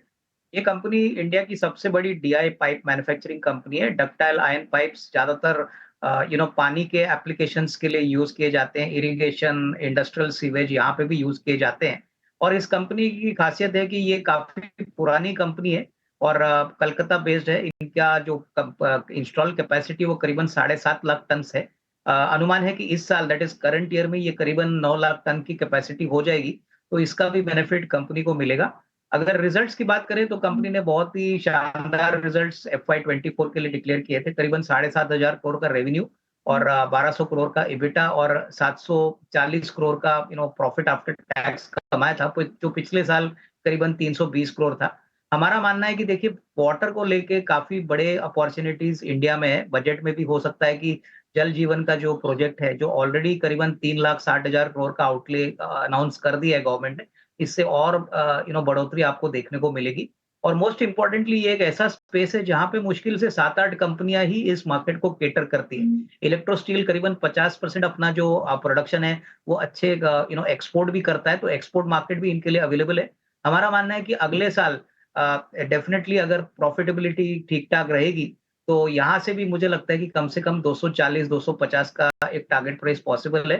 करीबन 6 to 12 मंथ्स का नजरिया रखिए, not only budget but even next 6 to 12 months के लिए ये एक अच्छा विकल्प हो सकता है वाटर के स्पेस में। अविनाश जी, थैंक यू सो मच आपका समय देने के लिए ईटी नाउ स्वदेश को। और ये है आज का budget blockbuster stock Electro Steel Cast. यहाँ पर तेजी करके चल सकते हैं आप, 188 के पास कारोबार कर रहा है।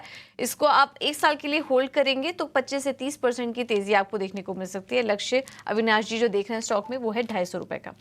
अविनाश जी, थैंक यू सो मच आज अपना समय देने के लिए ईटी नाउ स्वदेश को। चलिए एक छोटे से ब्रेक के लिए रुकेंगे हम यहाँ पर। बीच TCS देखिए अब ये स्टॉक आ चुका है 3% ऊपर, और बाकी सारे IT स्टॉक्स में भी हम देख रहे हैं कि काफ़ी शानदार तेज़ी इस वक्त देखने को मिल रही है। मार्केट में थोड़ा करेक्शन आया है लेकिन IT स्टॉक्स मजबूती के साथ खड़े हुए हैं। अंशुल जी, क्या नज़रिया बन रहा है आपका? अभी मौजूदा जो स्तर दिख रहे हैं, कहीं पर मौके देख रहे हैं आप ट्रेड लेने के लिए IT में? देखिए पूजा जी, विप्रो और TCS दोनों में बेस पैटर्न ब्रेकआउट दिख रहा है। 66 डेज का बेस ब्रेकआउट आया है TCS में। ये अपना ऑल टाइम हाई जो बना था 42.24 का मेरे चार्ट पे दिख रहा है, इसको टेस्ट कर सकता है तो स्टॉक में बाइंग कर सकते हैं। बट लार्ज कैप स्टॉक है, स्लो मूवर रहेगा, तो मिड कैप स्मॉल कैप की तरह फटाफट मोमेंटम नहीं दे देगा, थोड़ा सा समय लेके ट्रेड करना चाहिए। दूसरा, विप्रो में भी बेस ब्रेकआउट दिख रहा है, यहाँ पे भी 94 डेज का कॉन्टिनेंटल पैटर्न ब्रेकआउट है।